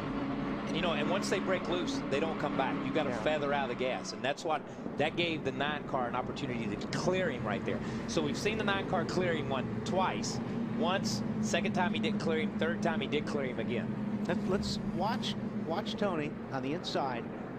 See how the tail of the car just spun a little bit? That's all it takes to lose 1 or 2 car lengths. And you see the momentum that the outside line gains when Tony, the inside line didn't go anywhere, and here's Montoya on the outside on that restart and had position right there. And Stewart right there doesn't know if he has his rear tires back yet. Yeah. You know, it takes a while to feel it out. And Tony fights back, and now he's got the position. But I'm telling you, he could have easily gone from second on that restart back a couple of positions and taken that whole inside line with him. 4th caution flag since Kasey took the lead. Kane's best finish at this track is 23rd back in 2007. It's Kasey Kahne and Tony Stewart. Ambrose, Johnson, Hamlin. Montoya is 6th. Allmendinger 7th. Boyer, Edwards, and Pappas. 48 guys are just always there. Yeah, just always there, just man. Always there. No matter what happens to him. But and we've seen, you know, Jimmy's kind of got in the middle of a couple accidents, dodged a couple accidents, but they've stayed calm on the radio. You know, listening to the radio communication under caution, and what we've played here on TV, it's just been phenomenal how calm they've been. Field has gotten the 1 to go. Just a brief look at the championship points right now to show you how important the next 4 miles are going to be when they get the green flag. Juan Montoya is 13th in points, 3 out of 12. Kasey Kahne is 14th, 6 out of 12. And see, you know, these guys are running right now. They're running side by side. You got to be careful even when you're running right now, because you're picking up debris. You know, you want one corner you're offline, the next corner you're online. So it's real important to keep those tires clean when you're coming down the green, because you are running through garbage right now. Yeah, and you know, we talk about it all the time. This of all the racetracks you run, a racetrack like this, a road course, is a single groove racetrack. Everybody runs the same place. You try to hit the same marks. So all the rubber and all the marbles go out. That's why it's so phenomenal when these guys step out to pass somebody on the outside. It just takes my breath to say, watch them sometimes. Even down here in turn 11 where they run everywhere. But when their tires are hot, just like we've talked about, when their tires are hot, they're picking up everything right now. Still got 2 exciting laps to go, but when we're done here on TNT, complete post-race coverage at NASCAR.com. And just once again to point out, it's very important to get the lead and hang on to it, because if the caution comes out for any reason, the race is over. Yeah, this is probably the most important first or second turn for these guys up in the front than we've had all day, just for that reason. Yeah, if Kasey can make it to the top of the hill and be in the lead, and something happens at the bottom of the hill or getting in right behind him in turn 2 and he's in turn 3, he's a race winner. Yep. And that's the rules. And that's just the way, and everybody understands that. We can all complain about it, or people can comment about it, but that's the rules we race on. The fans here in Sonoma certainly have gotten their money's worth today. Actually, yeah, I forgot Ambrose has got to start on the inside. So, so the 48 will actually line up behind Kasey. Right. Which is good for him, I think. We're going to find out. Drivers try and put some heat in their tires. Yeah, see how they're doing the burnouts right there. They're doing those burnouts to try to avoid what happened to Tony Stewart on the last restart. Clean them rear tires off. Only 2 drivers in the top 12 have ever won a road course race. Tony Stewart and Juan Pablo Montoya. 48 lined up with you. Here we go. Final restart of the race. Who's going to win the battle to get to turn 1 first? Through turn 12. Green's in the air. Got a pretty good start right there. He moved first anyhow. Yep. He's got a clean start. Clean start, cleared right there. He cleared. So the 9 car clears up to turn 1. Oh, he's going to look at him get in there. Wow. Ambrose trying to hang tough. Got to stay there. Got it. And when you're in the 48 in that position on the outside, there's nothing you can do. You've got to get the guy to the corner. And you don't want to force that issue for 3rd place either when you're points racing too. He's had 2 weeks where he went into this place leading the race or running 2nd and has got 40th place finishes almost to show for it. Not that bad, but that's an exaggeration. Watch in the back there, because if anything happens, it's going to be right here. There's 5 abreast going in there right now. A lot of brake smoke.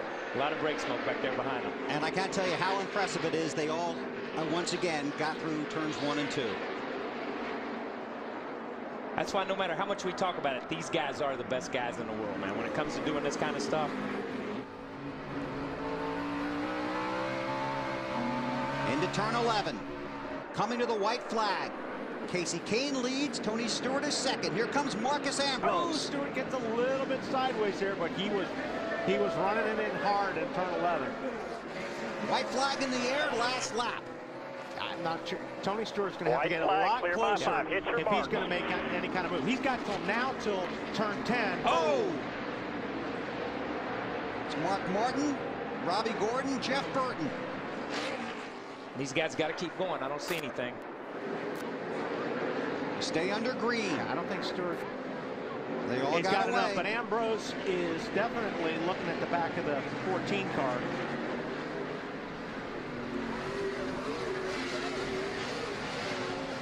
Five back, bud. 5 back. Less than half a lap.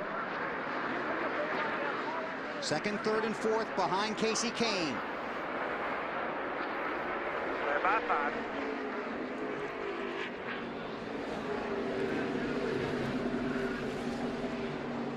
Yeah, no, I think they're too spread out unless you see a real bonsai from somebody.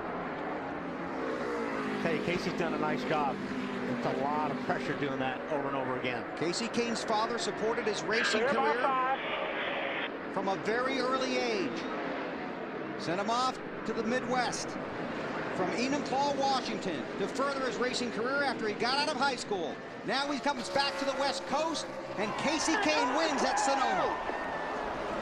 That's incredible, man. That's impressive. Montoya in 6th, Allmendinger a top 10. Great run by Elliott Sadler. He passed on the outside there to contend up 10. Patrick Carpentier in 11th. How about that Pappas? Some of those road course ringers kind of worked their way up in there. The King is headed to victory lane. Headed to victory lane. But what is that? 3 cars in the top 10 for Richard Petty Motorsports? That's big, man. That's big. And huge for Kasey Kahne and that Budweiser team. And for Dodge. Yes. And for Dodge. And we got to throw that in. I mean, look at these guys. And I can't wait to hear what he was thinking every restart. Every restart. And that's the deal. It's like, you know, we get all excited about it because it's double file and we're setting up here. These guys have to do it lap after lap, time after time. That just killed me, man.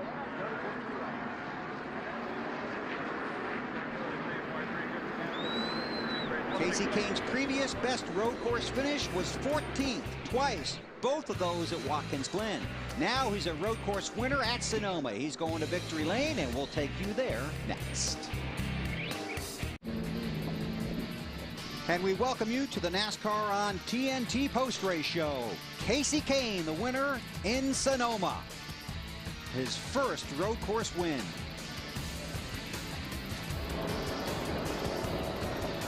There's the burnout.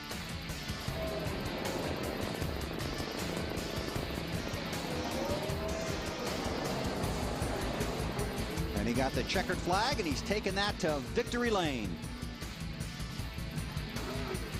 His 10th career win and his 196th start. His last win, June of last year at Pocono 37 races ago. And for Richard Petty Motorsports, their first win. Ralph Shaheen is in victory lane. Here he is. Shaheen has pulled himself into victory lane. Casey, let's get you out of the car. Come on out, buddy. Congratulations. Get that steering wheel off of there. The first time he's pulled into a victory lane at a road course in his career. Career victory number 10. Comes on the road course, something he said goes against everything he had ever learned in a race car. Here he is.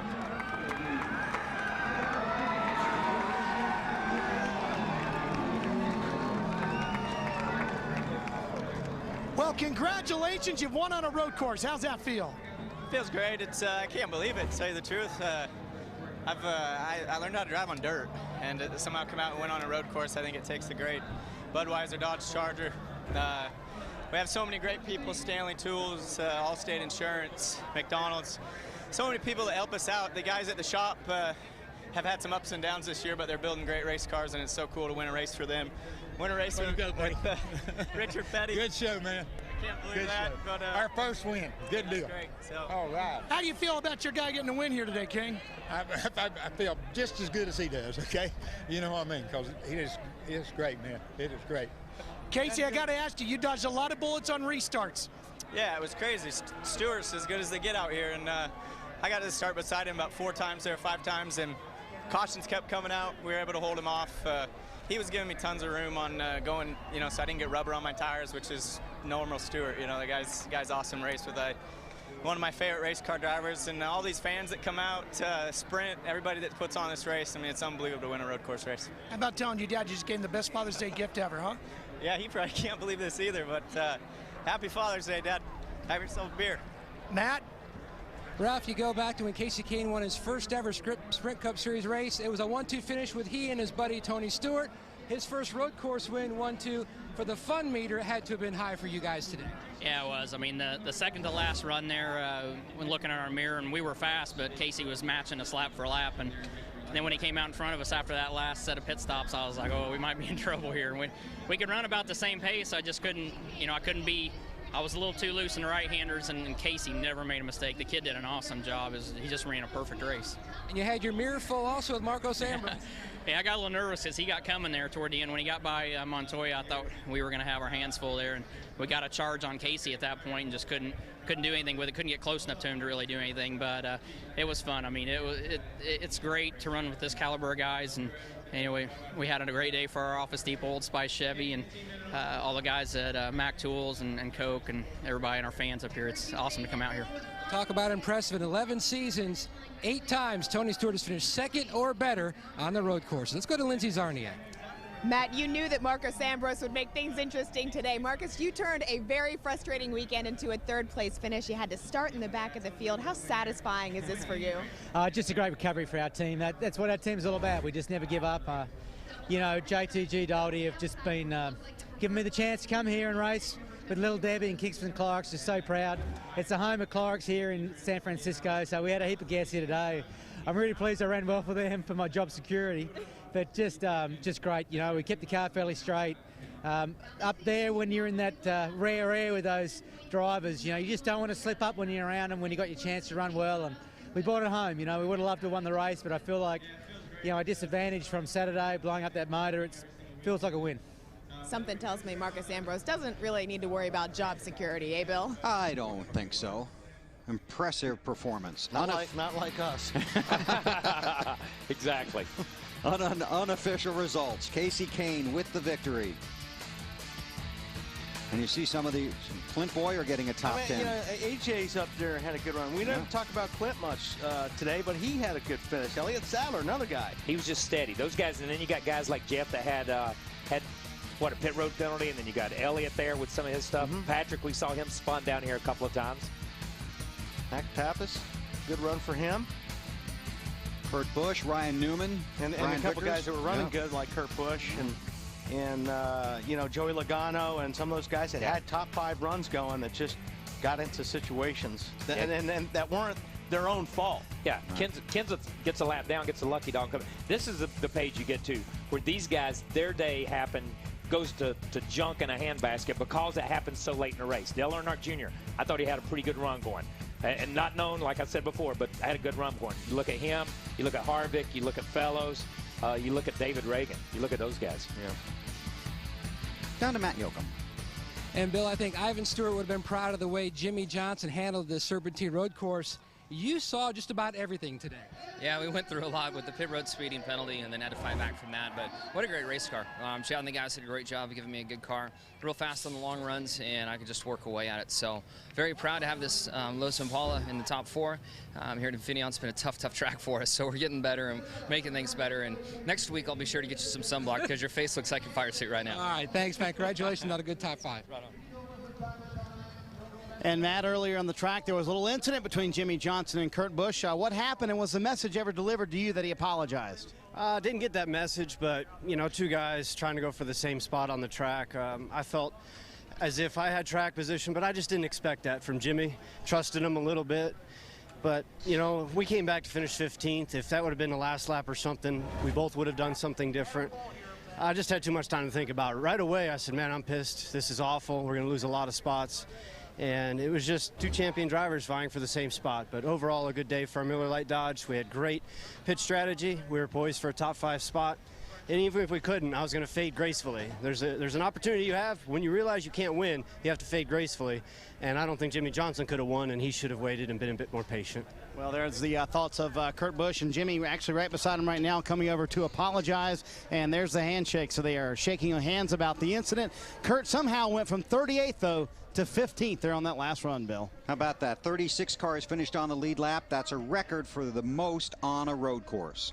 Take a look at the unofficial championship standings after today's race here in Sonoma.